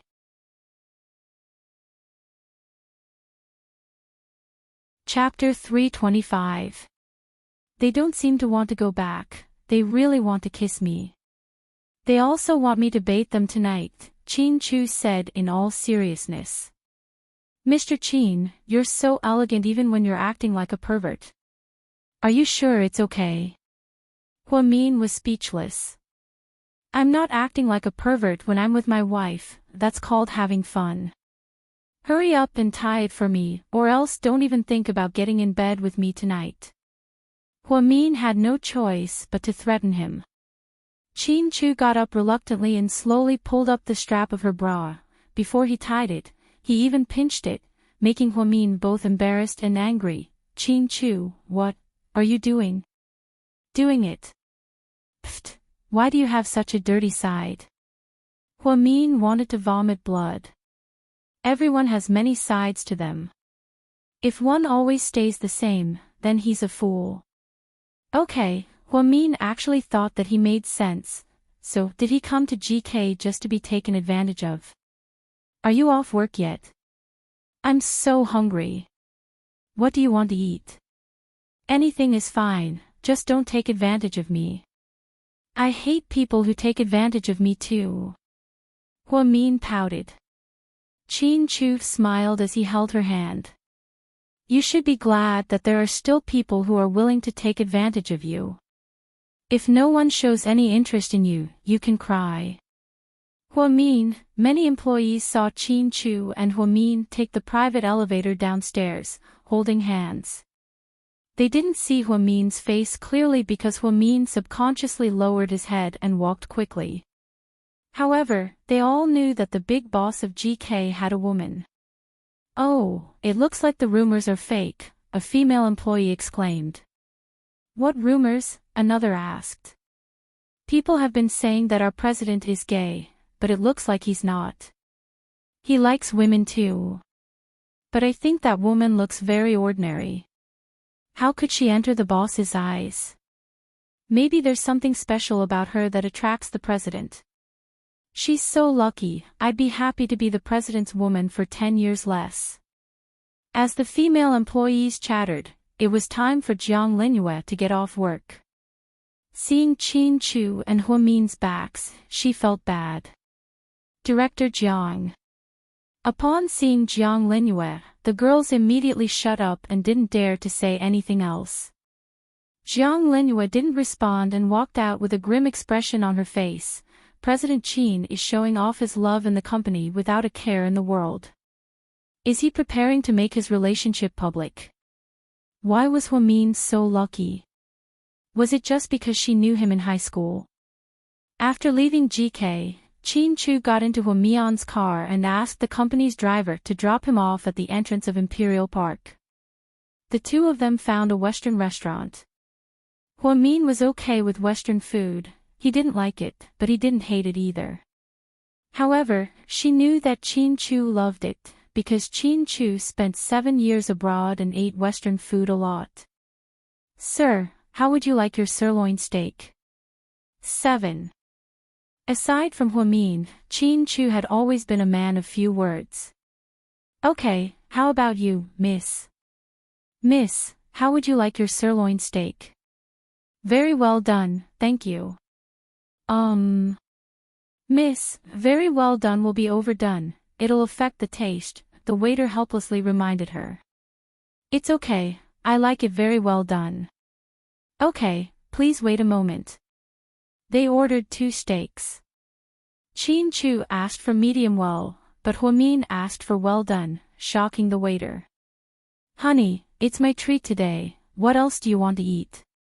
So you're being so generous, do you have something to ask of me? Chin Chu asked slowly as he sipped on his red wine.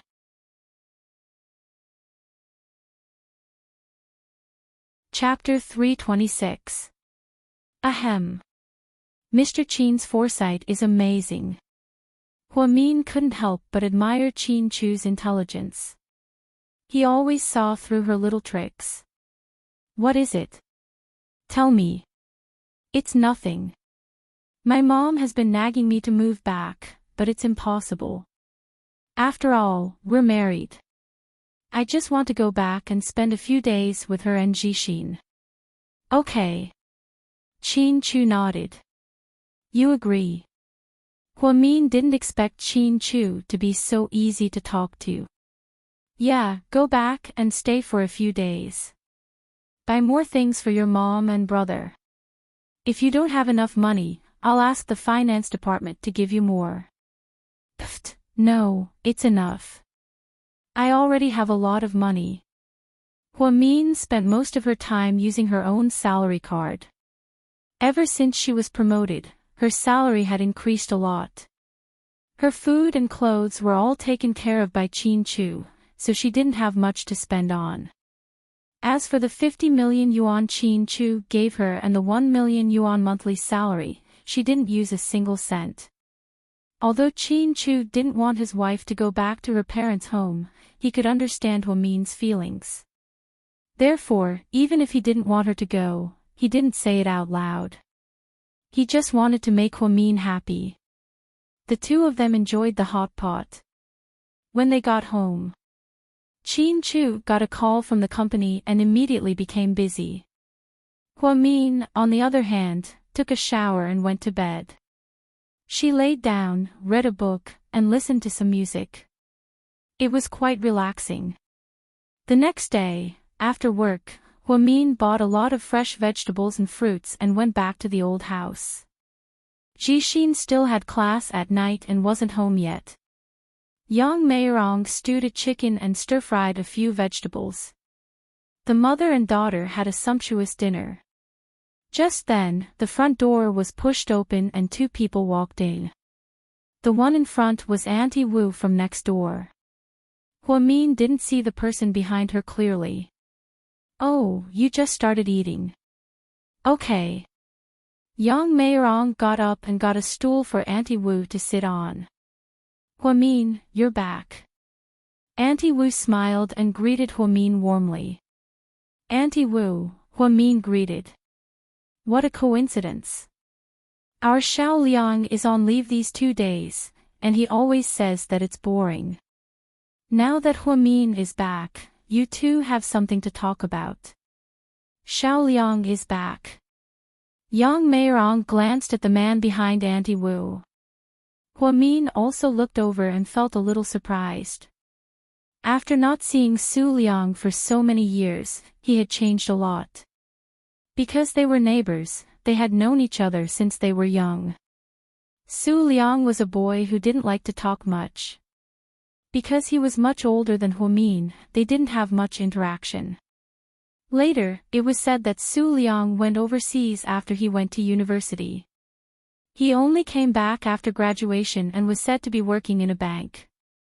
Now that he was 30 years old, he still did not have a girlfriend. This made Auntie Wu very worried. Hello, Auntie Yang, Su Liang greeted Yang Meirong with a smile. Su Liang was 1.78 meters tall and had a square face. He wasn't exactly handsome, but his facial features were well defined. He wore a black suit and looked like a typical bank employee, fair and chubby. Plus, Auntie Wu was born with good looks, so Su Liang naturally had a sense of superiority. Have you two eaten? Why don't you have some more? I stewed chicken that Mian bought today. I heard it's a stupid chicken that was fed with corn. It tastes good to me, Yang Meirong said warmly. It's okay, we're both done. Oh right, there's a white car parked outside, is it yours? Auntie Wu looked at the white Volkswagen CC outside, a little surprised. Before Huamin could say anything, Yang Meirong answered, that's Mian's car.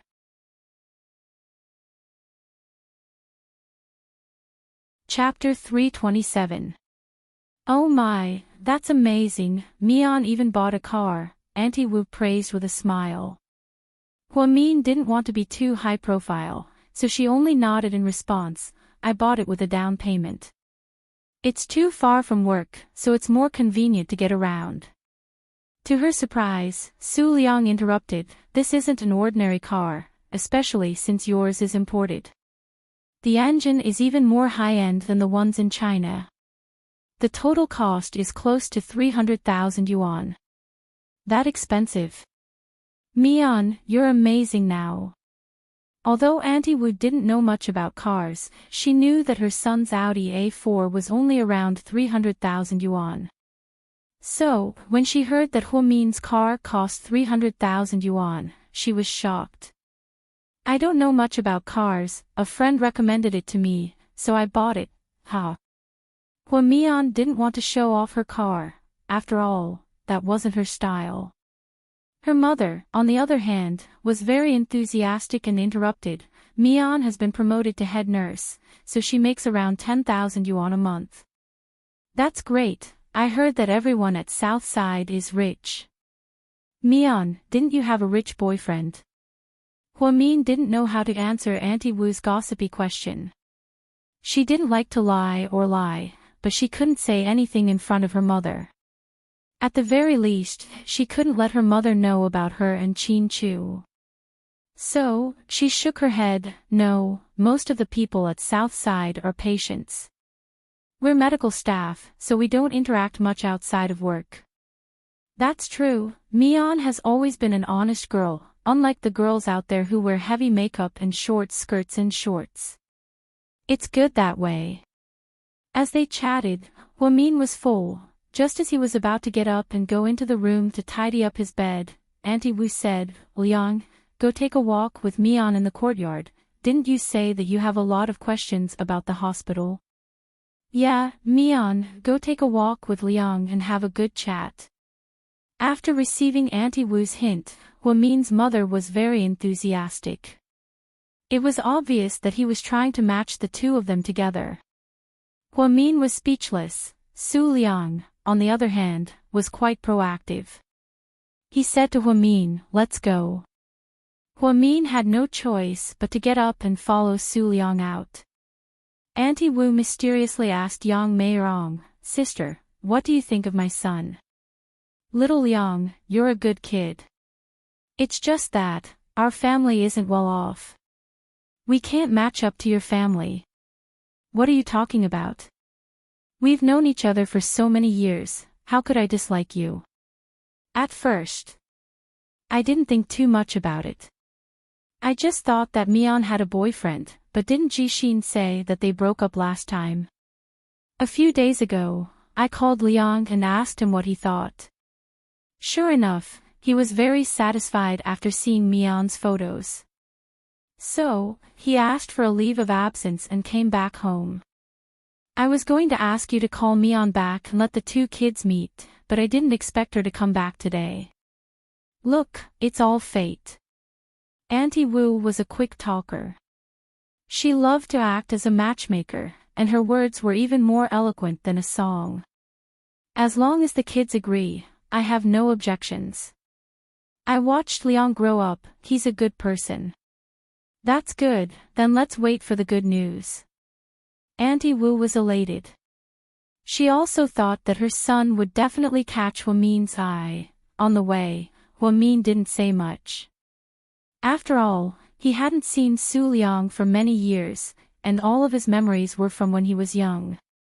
I heard from my mom that you work at Southside Recuperation Center. Yeah. Huamin nodded. Are you tired from work? How's the environment? Su Liang's questions were all methodical, and it was obvious that he was a proper child.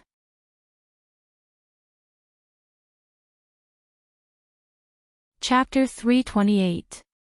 It's okay, it's not that tiring. Southside is more high-end, so the environment and facilities are pretty good. That's great. I heard from my mom that you're a hard-working person. Even though you didn't do well in university, you've been working hard ever since you graduated and have been promoted. I like people like you. I think you're full of positive energy. Thank you for the compliment.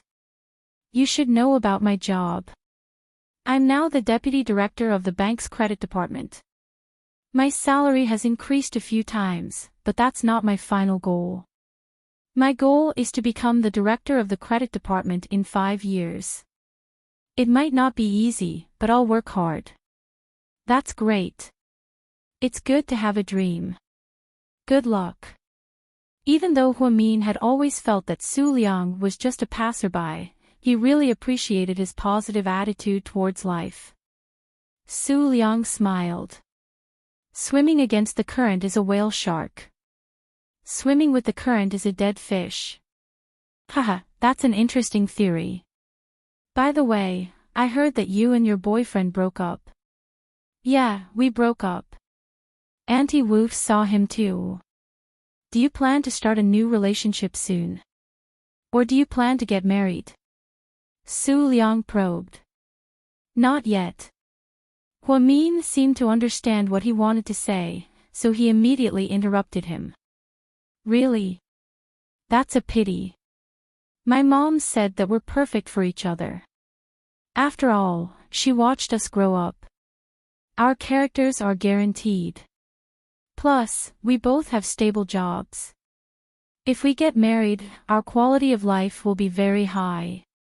Haha, thank you for your love, but it's hard to say when it comes to relationships. Sometimes, people who aren't suitable for each other end up together. If they're suitable for each other, there might not be any follow-up. There's a small bar up ahead. Let's go there. Su Liang seemed unsatisfied. Sorry, I have something to do tonight. I'll go back first. Okay then, what's your WeChat? I'll add you. Su Liang took out his phone and asked. I don't use WeChat, and I don't have time. What about your phone number? Su Liang didn't give up. Su Liang, I'm sorry. I don't think we need to exchange contact information. I don't think it's possible between us. Huamin's direct rejection surprised Su Liang. In the past, every time he went on a blind date, it was those little girls who took the initiative. After all, he had a good job and a good family background. He had originally thought that he would definitely win over Huamin, but he did not expect that Huamin would be so straightforward. Why do you have to be so certain? What if it's possible in the future? Su Liang was a little unwilling. Huamin actually wanted to tell Su Liang that he was already married. That's impossible. I'm sorry, my words may have been a little hurtful. I know that Auntie Wu meant well and you are a good person, but I also have my own thoughts. Please forgive me. However, if Su Liang told Auntie Wu about it, Auntie Wu would definitely tell her mother about it. Therefore, she decided not to do it. Hee hee. Alright then, I won't force you if that's the case. Su Liang smiled bitterly. Then let's go back. Since he had already made things clear, Huamin did not want to delay any further. After walking with Su Liang for a short while, Huamin returned home while Auntie Wu left with Su Liang. Huamin sat down on a small stool beside his mother and helped his mother rinse the dirty clothes. Young Meirong casually asked as she washed the clothes in her hands, "How was your conversation with Su Liang?"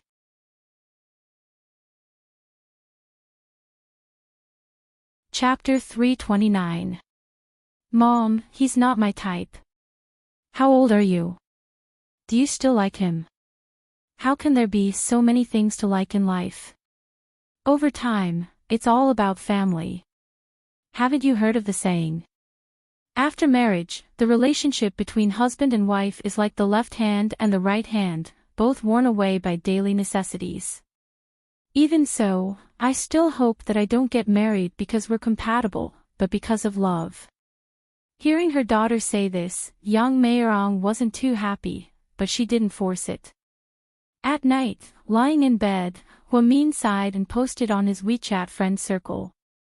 If one day, you get married, I hope it's not because we're compatible, but because of love. It was such a romantic thing, but her Jixin had ruined it.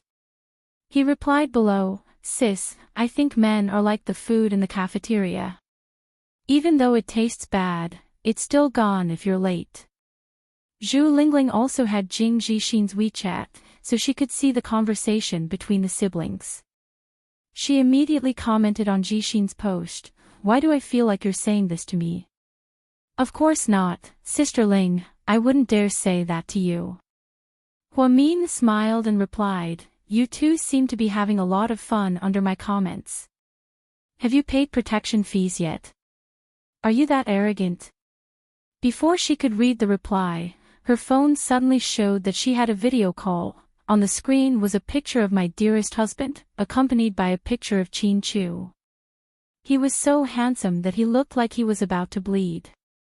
However, she didn't remember leaving a comment on Chin Chu.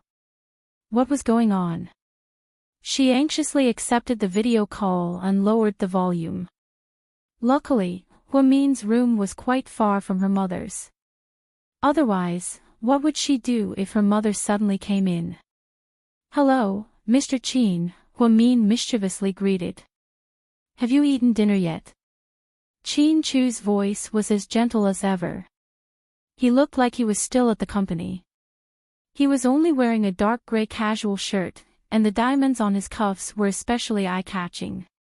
If someone else wore this kind of equipment, they would look like a nouveau riche.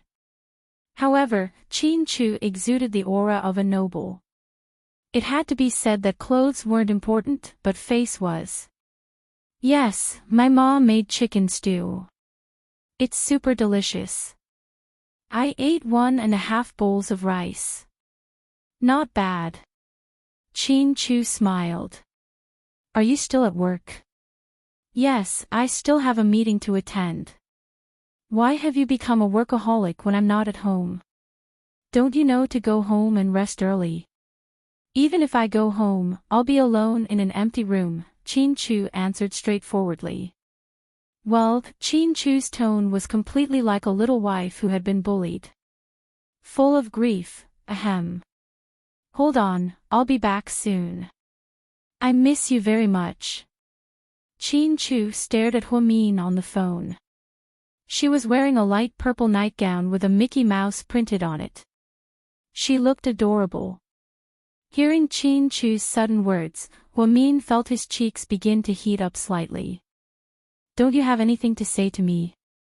Chin Chu was clearly displeased. He was speechless as he looked at his silly wife, who didn't respond after hearing him say that he missed her. "I miss you very much too. Only very much." Mr. Chin objected again. I miss you very, very much. I miss you to death." "Are you satisfied with my answer?" "That's more like it. Move the camera away, don't get too close to your face." "What? Are you sick of looking at my face for too long?" Huamin chuckled. "Move the camera away." Hearing Chin Chu's command, Huamin had no choice but to move the phone away from his face. He wanted to take the whole picture. "Lower your collar," Chin Chu said in all seriousness. Huamin.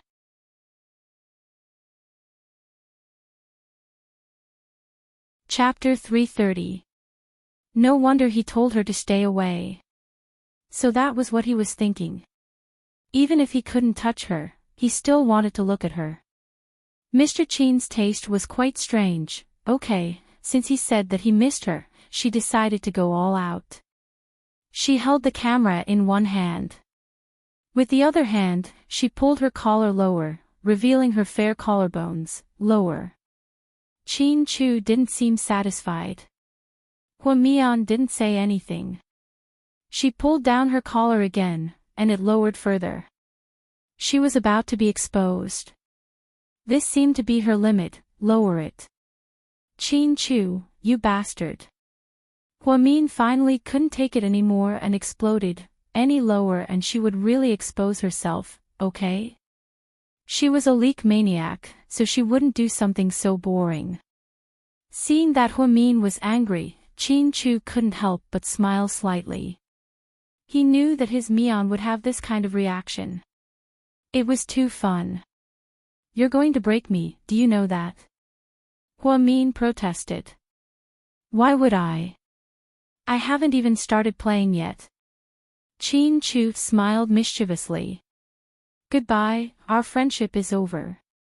Then, without waiting for Chin Chu to speak, Huamin immediately hung up. Huamin thought that Chin Chu would call immediately. Wasn't that how you coaxed your wife? However, he was greatly disappointed. Chin-Chu didn't call for a long time. Maybe he was already busy. Hua-min comforted herself to hide the slight disappointment in her heart. It was already 10 p.m., but she didn't feel sleepy at all. Maybe it was because she used to work night shifts, so Hua-min got out of bed and took out her childhood photo album. Back then, cell phones weren't popular yet, and old photo albums were still popular. One by one, graduation photos spread out in front of her eyes. She missed it very much. Sometimes, she felt that the 10 years from the age of 14 to 24 was as long as an eternity. Too many things had happened, from the time she met Chin-Chu to the time they parted. In the end, after going around in circles, they ended up together again. He could only sigh at the miraculous nature of fate.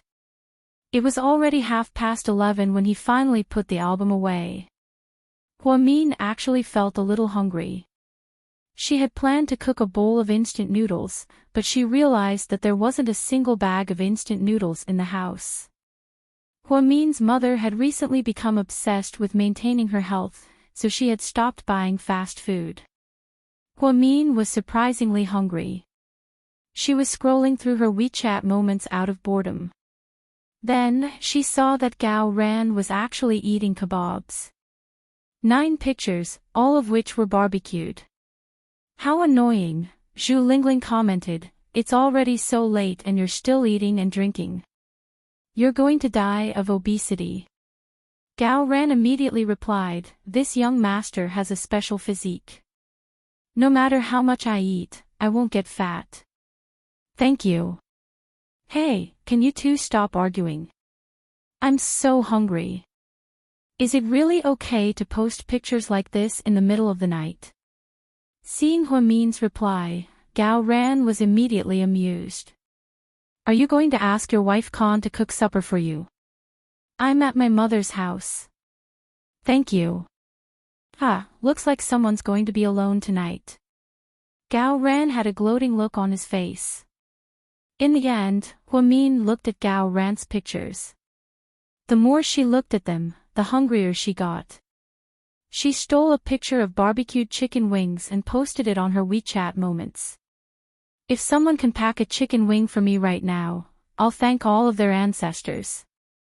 Actually, she was really just venting her anger. 15 minutes later, Hua-min's phone rang. Hello. Come out. It was Chin-Chu's domineering voice. Now. Hua-min thought she heard wrong. I'll give you 20 seconds. After speaking, Chin-Chu hung up the phone. Hua-min immediately crawled out of bed and walked out. In order not to disturb her mother, she deliberately wore flat slippers. At the entrance of the courtyard was indeed Chin-Chu's Maybach. Why are you here? Hua-min was pleasantly surprised to see Chin-Chu. Chin-Chu didn't say anything. He handed over the lunchbox in his hand. Here.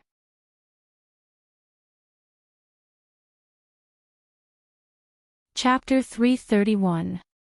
What is it? Hua-min asked curiously as she opened the box. Inside were 4 big golden chicken wings. Oh my god, did you see my WeChat moments? Yeah. Then it's too late. I remember I posted it less than 15 minutes ago, and the wings took 20 minutes to roast. Including the distance, it's not even enough time. Do you have the ability to predict the future? Hua-min was completely shocked. Chin-Chu said faintly, when I was driving here, I passed by Gao Ran's restaurant, so I took the chicken wings he was going to eat. Hua-min, honey, you're so awesome. Hua-min would never have guessed that the chicken wings were stolen from Gao Ran's mouth. No wonder he was so fast. Get in the car and eat, it's cold outside, Chin-Chu reminded her. Hua-min nodded and immediately got into the passenger seat. Then, she began to eat without a care in the world. As she ate, she even licked her oily fingers.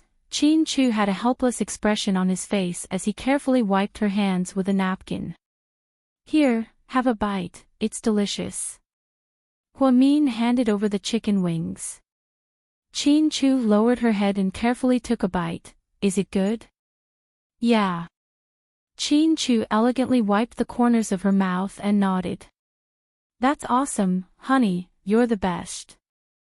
Huamin was in an extremely good mood after getting what she wanted in the middle of the night. Seeing how happy Huamin was, Chin Chu was naturally happy as well. He always knew that his girl didn't want much, and that a small touch like this was enough to satisfy her. Eat slowly, drink some water first. Chin Chu handed her a bottle of Evian. Huamin took 2 big gulps, and then devoured the 4 chicken wings like a hurricane. After eating and drinking to her heart's content, Huamin leaned her head on Chin Chu's shoulder, looking very satisfied. Mr. Chin, thank you. For what? Thank you for taking care of me in every possible way after we started living together. You took care of me like a child. I almost lost the ability to take care of myself. We're husband and wife. This is what I should do. I really don't dare to imagine how disappointed I would be if we were to separate one day and I didn't have you by my side. That day won't come. No, you're wrong. When we were born, we were the same person. It's impossible for us to leave at the same time. If that day really comes, I hope you can leave before me, because I can take care of you until you leave. If I leave first, I won't be at ease leaving you alone in this world. Huamin asked jokingly, what you're saying is that if you're going to die one day, you're going to kill me first because you're afraid that I won't be able to take care of myself. Is that right? That's a good idea. That's not it. I want to live longer than you. Then, when you die, I can find a retired old man to accompany me. Then you won't be able to find an old man as good-looking as me. After all, there aren't many like him in the world. Here we go again. Huamin knew that Mr. Chin's thunderous side was acting up again. Why are you here so late at night? I just finished a meeting. I saw you post on WeChat, so I drove over. If I didn't post on WeChat, you wouldn't have come, right? No, I would have come whether you posted on WeChat or not. Don't walk back and forth in the future. You have work tomorrow. Huamin actually felt bad for Chin Chu. GK had a lot of work to do, and Chin Chu had to personally handle many projects. She knew how precious his time was. However, no matter how busy he was, he would still try his best to spend time with her. She wasn't stupid, and she saw everything clearly. In the beginning, she hated the Chin family and Chin Chu because of Uncle Jing's death. However, after living with Chin Chu for the past few months, Chin Chu treated her so well that the hatred in her heart gradually faded away. She even wondered if she should draw a clear line between the two of them. After all, Uncle Jing's death was Chin Chu's parents' fault, not his. Although she said that, the knot in her heart was still there. However, neither of them mentioned it. Mian, Chin Chu turned his head and whispered into her ear. Yeah. I want to find a chance to confess to your mother and ask for her forgiveness. I don't want to hide our marriage for the rest of our lives. It's not fair to either of us.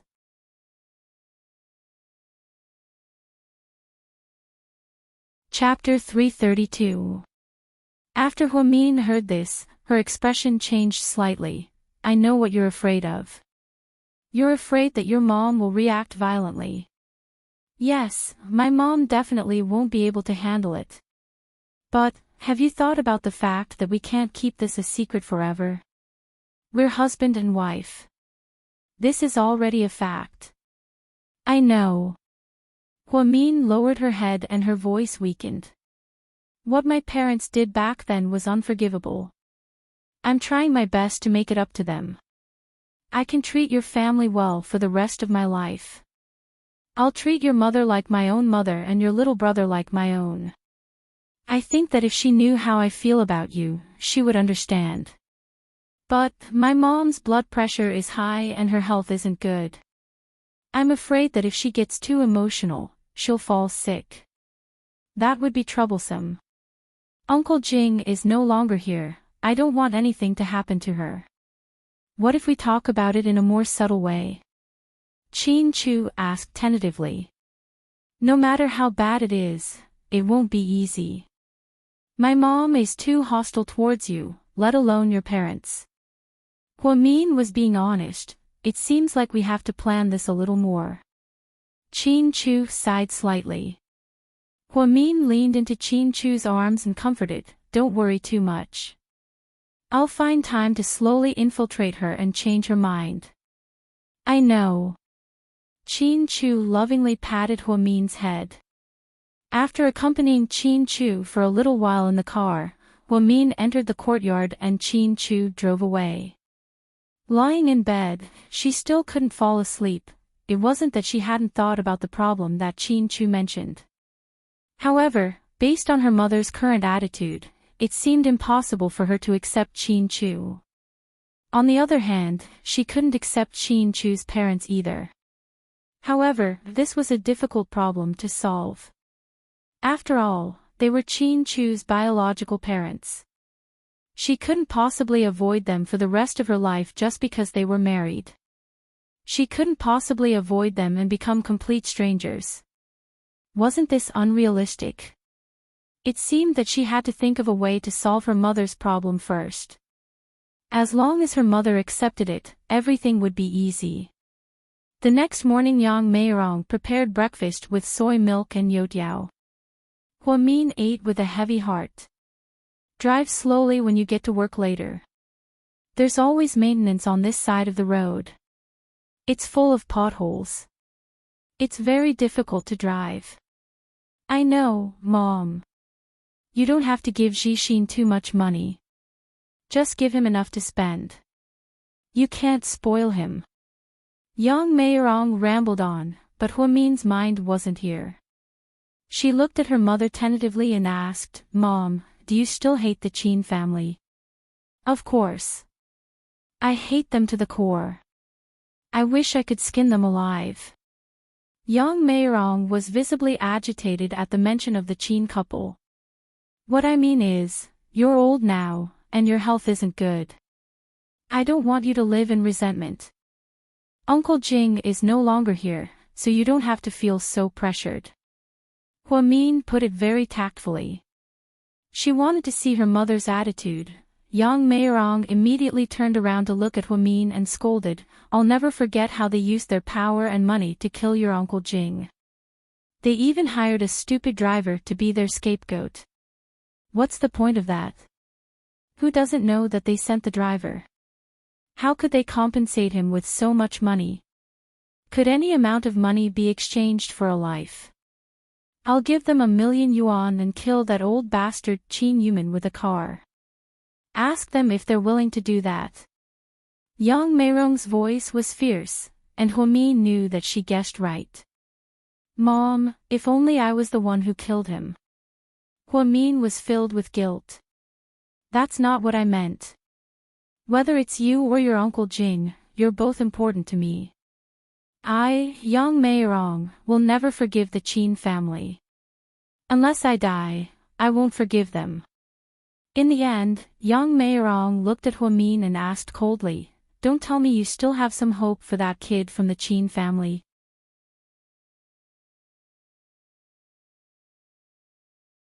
Chapter 333. Upon hearing her mother's words, Huamin quickly shook her head. I didn't. It's best if you didn't. Remember, any man in the world can marry you, but that kid from the Qin family can't. Between the two of you, it's not just a life, it's also 7 years of grudges. Huamin knew that her mother hated everything about the Qin family. Back then, the Qin family humiliated her mother. The neighbors mocked her for an entire year. Rumors were scary at times. Everyone said that Yang Meirong was indecent when she was young and that her daughter was a vixen. She was a bitch who seduced rich kids at a young age and even planned to elope with them. Back then, the failed elopement became a curse in the hearts of both families. Back then, Chin-Chu wanted to take Hwa-min with him to America. Their passports were already prepared and they were just waiting for their visas to be approved. Later on, for some reason, Chin-Chu's father found out and Uncle Jing's tragedy happened. In the end, Hwa-min and Chin-Chu cut off all ties and Chin-Chu went to America alone. Hwa-min, on the other hand, faced all the rumors.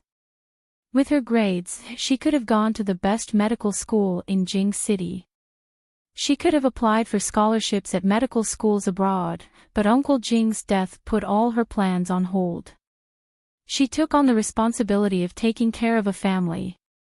It wasn't easy for her mother, but it was even harder for her. No one lived as carefully as she did.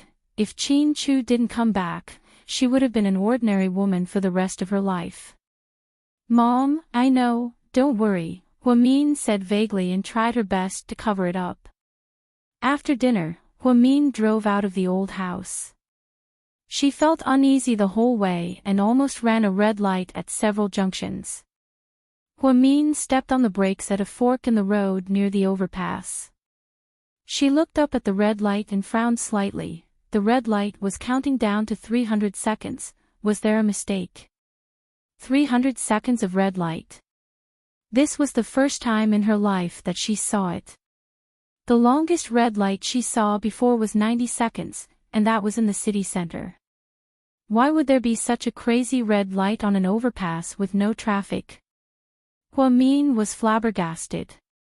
Then, she took out her phone and took a screenshot.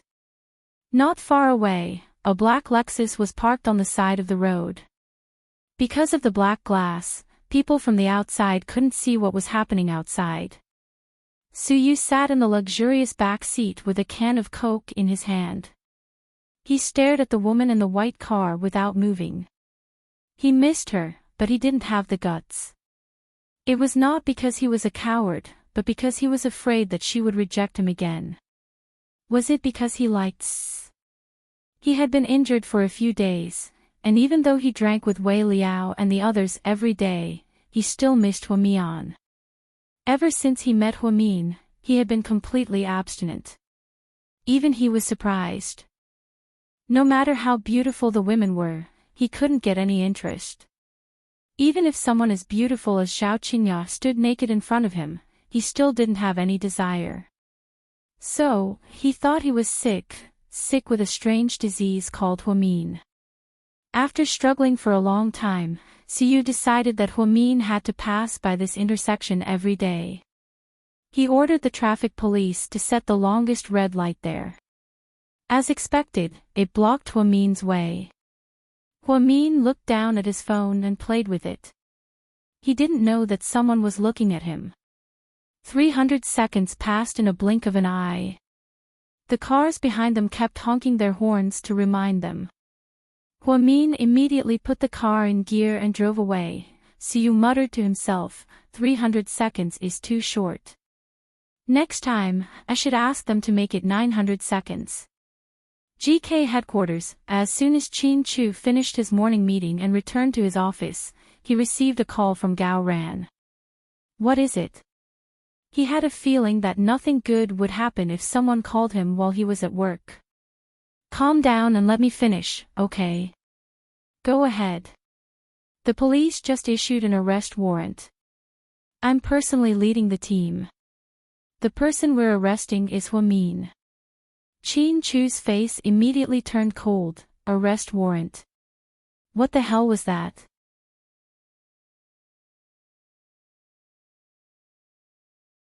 Chapter 334.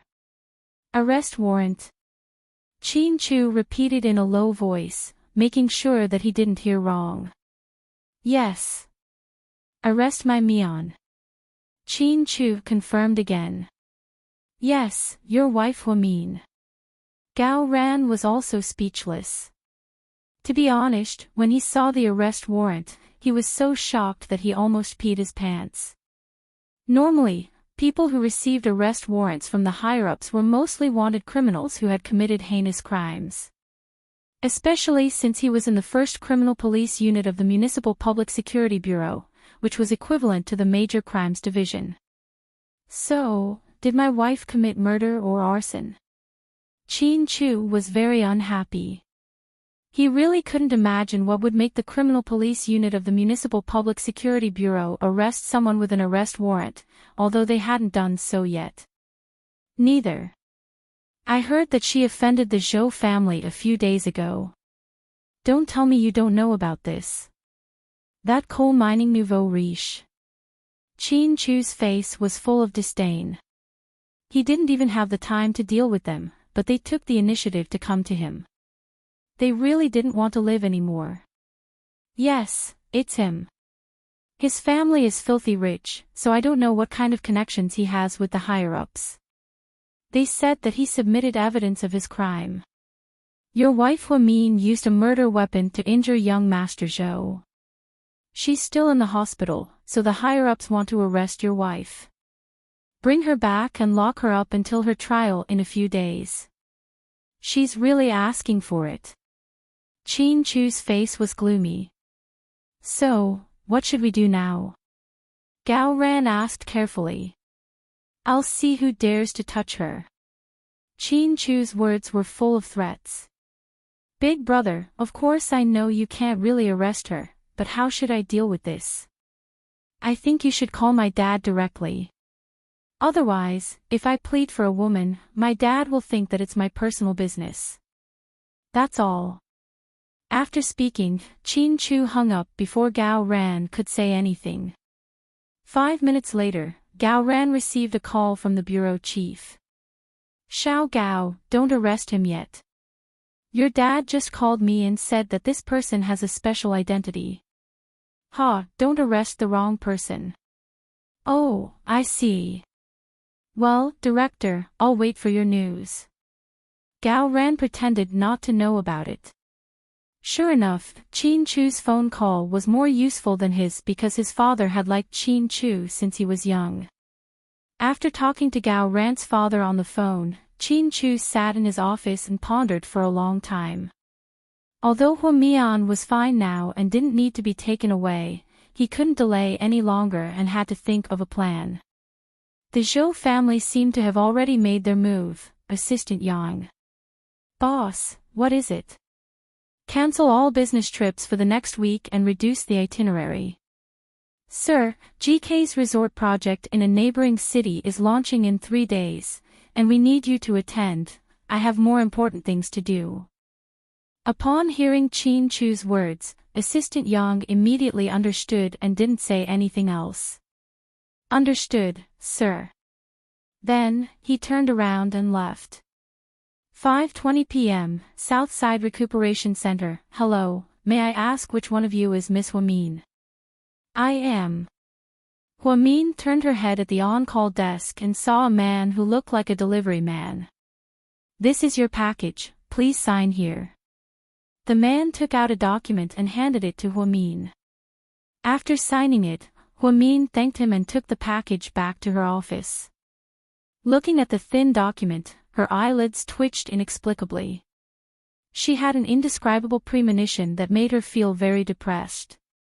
As expected, when she saw the document clearly, her expression changed. There were 2 big words written on it, subpoena. This was a court subpoena. So, was she being sued?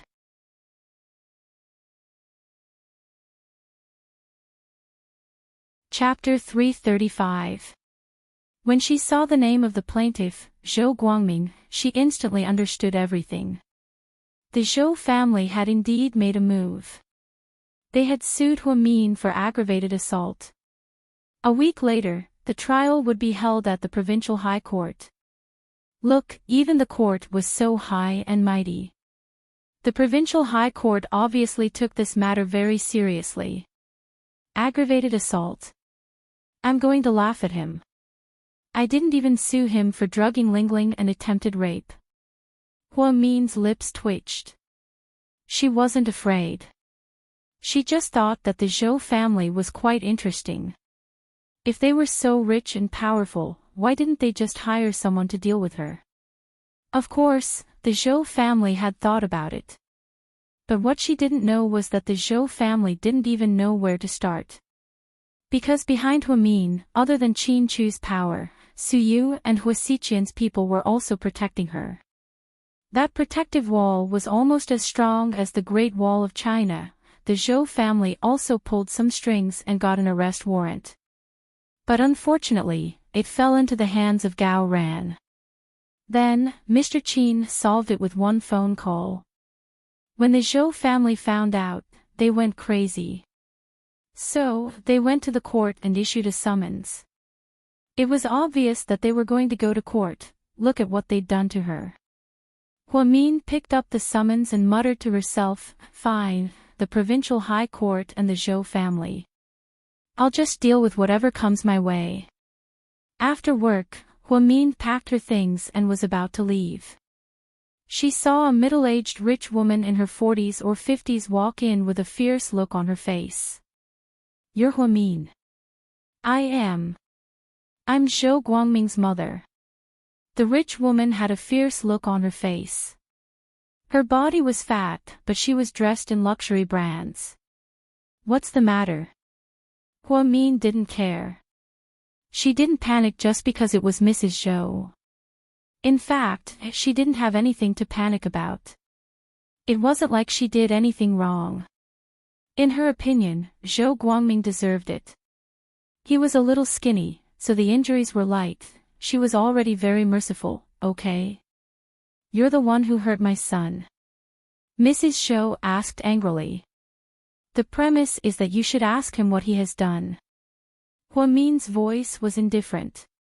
No matter what fifth son did, you have no right to do that. Who do you think you are? You're just a lowly commoner.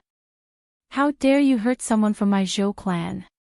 He's really courting death. That's not right. I haven't lived long enough. How is that courting death? Besides, the word courting death is more appropriate for your son. If he didn't court death, he wouldn't have died. There are so many people, but why is he fine? Is there a problem with his character? During the confrontation with Mrs. Zhou, Huamin did not feel any pressure at all. Instead, she was sharp-tongued and sarcastic. Mrs. Zhou was so angry that her face turned pale. You have a sharp tongue. Do you see the subpoena? I saw it. Huamin picked up the summons and waved it, seemingly unconcerned. In a week, I will send you straight to jail. Don't even think about getting out for 10 years. Whether you pay us money or kneel down to apologize, we won't accept it. Just you wait. Mrs. Zhou, you're overthinking things. Why would I apologize to you for no reason? I didn't do anything wrong. Don't even think about paying us money. I've always valued money more than my life. You can still jump around for 7 more days. When the time comes, I want to see with my own eyes how you're going to jail. After speaking, Mrs. Zhou turned around and left. 2 people who looked like bodyguards followed behind her. Huamin chuckled. So, this middle-aged woman came to her just to tell her that she was going to jail in 7 days. She was speechless. No wonder Zhou Guangming was so retarded. It seemed like his mother's IQ was also damaged. The Zhou family was rich and powerful, but her husband was not to be trifled with either. Huamin had a feeling that a confrontation between money and power was about to take place. Did they want to see who would win in the end? Of course, there was no suspense. What a joke. In Sea City, she didn't think that anyone could compete with Qin Chu in terms of power and money. She had never thought about relying on her husband before, but at this moment, she suddenly had a thought. It was great to have such an awesome husband. As soon as Zhu Lingling got off the plane, she saw Gao Ran's text. Huamin got into big trouble because of you, did you know that? Zhu Lingling immediately lost her cool when she saw the text. She immediately called Gao Ran back. What happened to Huamin?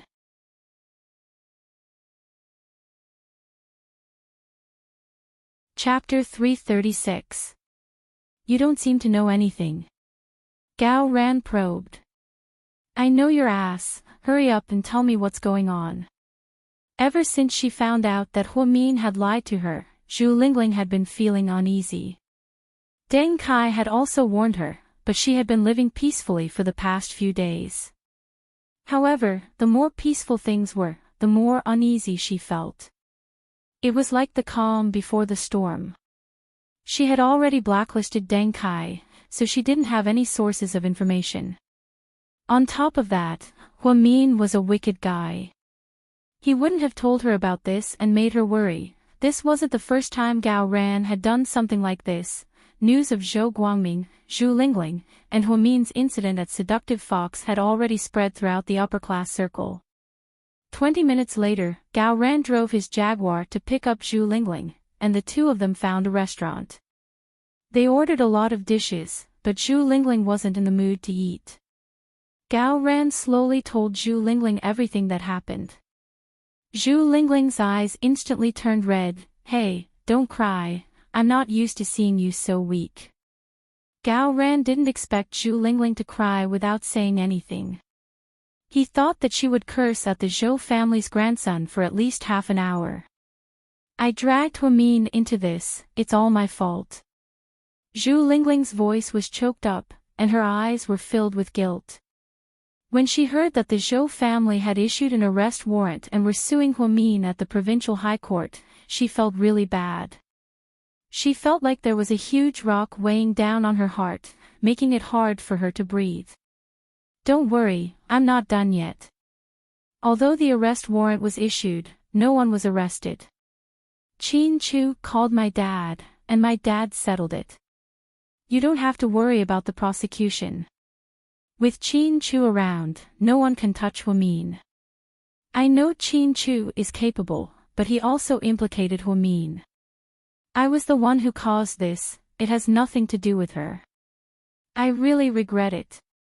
If only I didn't send her a WeChat message that day, then the Zhou family wouldn't be so angry. Gao Ran immediately rolled his eyes at Zhu Lingling. What are you talking about?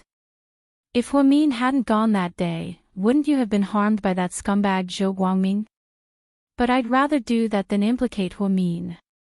She's my best friend. I don't want to hurt her. Huamin won't think that way. She won't blame you, Gao Ran tried to persuade her. Boss, give me a bottle of Mao Tai. What do you want, sis? Sister. Gao Ran panicked. I'm depressed. I want to drink some wine. Baijiu is too strong. Why don't you drink beer? No, I want to drink Mao Tai. You don't have to accompany me, I'll drink by myself, Zhu Lingling made a bold statement. Although she said that, Gao Ran was the one who arranged the meal. He paid the bill, so naturally, he was also the one who accompanied her. In the end, Gao Ran and Zhu Lingling each drank half a kilogram of Mao Tai and a ton of beer. When they walked out of the restaurant, they couldn't even tell which way was which. You can't drink and drive. I can't break the law, call the price. Gao Ran burped and pulled Zhu Lingling to his car. Then, he dialed a number. Hello. Is this 110? Give me the price. 15 minutes later, at the Municipal Public Security Bureau, fortunately, the person on duty was from their branch. If it was someone from another branch, how bad would the impact be? The captain of the Municipal Public Security Bureau was drunk in the middle of the night and actually called 110 to ask for the price. Was this really not deliberately disrupting public order? Looking at the two drunken people, the comrades from the branch were also speechless. Boss, what should we do? This is the first time I've seen boss drink with a woman so late. Are you trying to hit on her? Another policeman asked. In the end, everyone came to the conclusion that they were sent to a 4-star hotel near the branch. Boss, this is all we can help you with. The policeman placed Zhu Lingling and Gao Ran on the luxurious bed, closed the door, and left. The next morning Zhu Lingling turned over in a daze and hugged something. She slowly opened her eyes. When she saw clearly, she screamed, "Ah! Ah!" Hearing her scream, Gao Ran also woke up in a daze. When he saw clearly, he was also dumbfounded.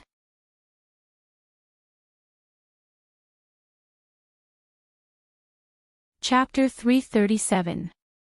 What's going on? Why are you here? Zhu Lingling screamed. How would I know? I was going to ask you that. Gao Ran was also shocked. He was so drunk last night that he couldn't remember much. He only knew that he went out to eat and drink with Zhu Lingling, and then she was in a bad mood, but the question was, how did they end up at the hotel? The worst part was that they were both naked. Zhu Lingling looked down at herself. She didn't even have underwear on. She was crazy. Gao Ran, you pervert, you took advantage of me, sis. Even if I wanted to take advantage of you, I wouldn't do it with someone like you, okay? Bullshit, I'm so pretty. You must have been planning this for a long time. I was wondering why you took me out for dinner out of the blue. I didn't know you were so despicable. Sis, I swear to God, if I wanted to sleep with you, I would have done it years ago. I wouldn't have waited until you were old. Who are you calling old? Zhu Lingling raised her hand to hit Gao Ran. However, she felt a gust of cold wind down there and almost exposed herself. She immediately pulled the blanket over herself again. Perhaps she used too much force, so she pulled the blanket over herself. Gao Ran was left out in the cold, and his entire body turned white. Do you have any morals? Can't you give me half? I'm not wearing any clothes. No one wants to look at you. I want to look at you, okay? Gao Ran was speechless. What they didn't know was that the police officer took off his clothes last night. The police officer called a waitress to take off Zhu Lingling's clothes. He wanted to create an opportunity for them, but they were both drunk and didn't have a chance at all. We didn't do anything last night, right? Zhu Lingling looked at Gao Ran with a crying face. Lord Jesus, I hope nothing happened. Gao Ran put his hands together. What do you mean by this? Seeing Gao Ran's disdainful expression, Zhu Lingling became angry. Calm down. As a senior police officer, I don't think anything happened. First of all, we don't have any hickeys on our bodies, or some unknown liquid. After Gao Ran said this, Zhu Lingling subconsciously looked at herself and Gao Ran. Indeed, there was no trace at all. Secondly, there are no condoms in the trash can or on the ground. Zhu Lingling's face darkened. How could he even think of that? Thirdly, if a normal man drank the way I did last night, he probably wouldn't be able to get hard even if he ate a bottle of Viagra. So, based on the above points, nothing happened between us. Zhu Lingling thought about it and felt that what he said made sense. She didn't feel anything strange in her body. Seeing that Zhu Lingling didn't say anything, Gao Ran added, if you don't believe me, we can go to the hospital. You can check if there is something inside. If there is, I will take responsibility for it. I won't take advantage of you. How are you going to take responsibility? Are you going to marry me? Gao Ran didn't say anything. He hadn't even thought about marriage. It was too sudden. Forget it, no matter what happened last night, we'll just pretend nothing happened. After speaking, Zhu Lingling pulled her clothes and immediately put them on under the covers. The two walked out of the hotel one after the other. Both of them looked very uncomfortable. When they returned to the police station, the two young police officers smiled mysteriously and asked, Boss, did you have fun last night? What do you mean? Gao Ran froze. Last night, you were drunk and called 110 for a designated driver. When we arrived, we saw that you were flirting with girls, so we sent you guys to the hotel and helped you guys take off your clothes. Of course, the hotel waitress took off your partner's clothes. Oh, so you guys were the one who did it. Yeah, you don't have to thank us. Just call us Les Fong. Very good, Les Fong. From this month onwards, you two have to work overtime every day until 8 p.m. Otherwise, I'll deduct all of your pay. After speaking, Gao Ran left. Boss, is he biting the hand that feeds him? The two young police officers were instantly dumbfounded. In the morning, on his way to work, Hua Min and Zhu Lingling chatted on WeChat. Zhu Lingling was mainly worried about the court. Just then, a black Lamborghini turned the corner and blocked her way. She immediately stepped on the brakes. It was a false alarm.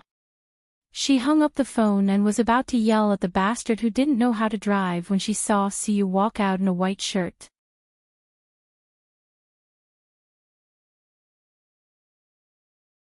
Chapter 338. Before Hua Min could say anything, Siyu walked over and opened the car door. Then, he looked at Hua Min with a complicated expression and said, "Get out." What? I have something to tell you, Siyu said proudly. He was the one who asked her to come, but he still had a sense of superiority. As expected of the crown prince. Hurry up, I have to go to work. Hua Min didn't hesitate anymore and got out of the driver's seat. She was wearing a coffee-colored trench coat, dark blue pencil pants, and a pair of black heels. She looked very intellectual.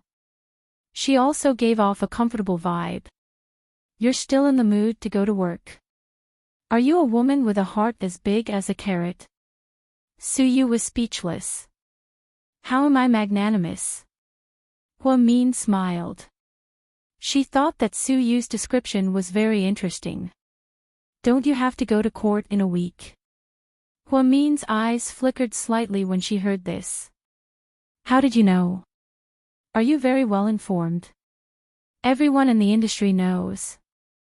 That bastard Zhou Guangming only knows how to bully women. Suyu had a look of disdain on his face. He could really get rid of a nouveau riche like Zhou Guangming in a matter of minutes. Oh, I see. Hua Min's reaction was very indifferent. What do you mean by that? What are you thinking? Suyu asked anxiously. Fire was already burning her eyebrows. Why was this woman still so calm? The eunuch was more anxious than the emperor. What can I think? If they sue me, then I'll go. If I don't go to court, then I'll be punished. If worse comes to worst, I'll just hire a lawyer to defend myself.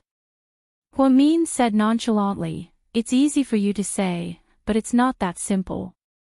Do you know that the Zhou family spent 3 million to hire the city's #1 lawyer, Lawyer Zhang? That person is very sarcastic. As long as you give him money, he will say anything. He can turn black into white, and white into black. Once he convicts you, you will face jail time. I'm not guilty. Why should I go to jail? Hua Min chuckled. This world is not as simple as you think. The roads are slippery when it's dark, and the society is complicated. Money can buy the reversal of right and wrong. Do you understand? Suyu earnestly preached. I know. I've always known that this world isn't simple. Then what do you plan to do? Different situations call for different actions. Suyu, seeing that Hua Min was so casual, Suyu was also speechless. This was not what he had expected. When girls encountered such situations, wouldn't they panic and not know what to do? Or was she asking him for help? Why was Hua Min so calm?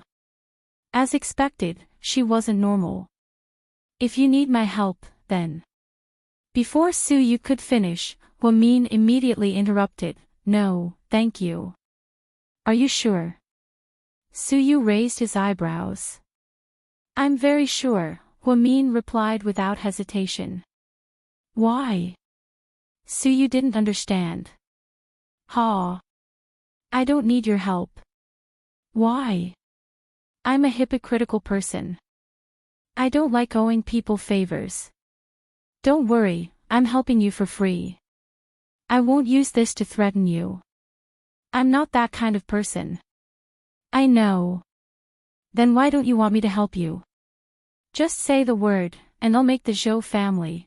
I really don't need your help. Thank you. It's about time, I have to go to work. After speaking, Huamin turned around and went back into his car. Then, he put the car in gear and drove away. Suyu hit a wall early in the morning, so he was in a bad mood. However, this made him even more curious about Huamin.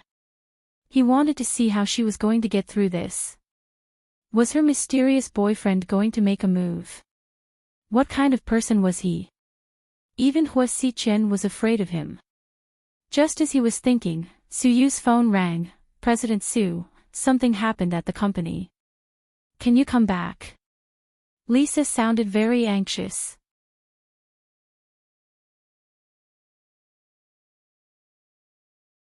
Chapter 339. When Suyu returned to the headquarters of Imperial Star with a gloomy expression, many people were gathered outside Zhao Qingya's private dressing room. Zhao Qingya sat on the sofa with bandages wrapped around her leg, and her eyes were red. Her manager was carefully taking care of her. On the other side, Lisa and Mian didn't dare to make a sound. Mian's long hair was draped over her shoulders. She lowered her head and didn't dare to make a sound, as if she had done something wrong. President Su, you're back. When the people in the company saw Suyu return, they all greeted him carefully. President Su, you're finally back. Please come to our Qingya. She tripped over a stupid newbie. We have a lot of work to do these days, and Qingya's leg is so swollen. What should we do?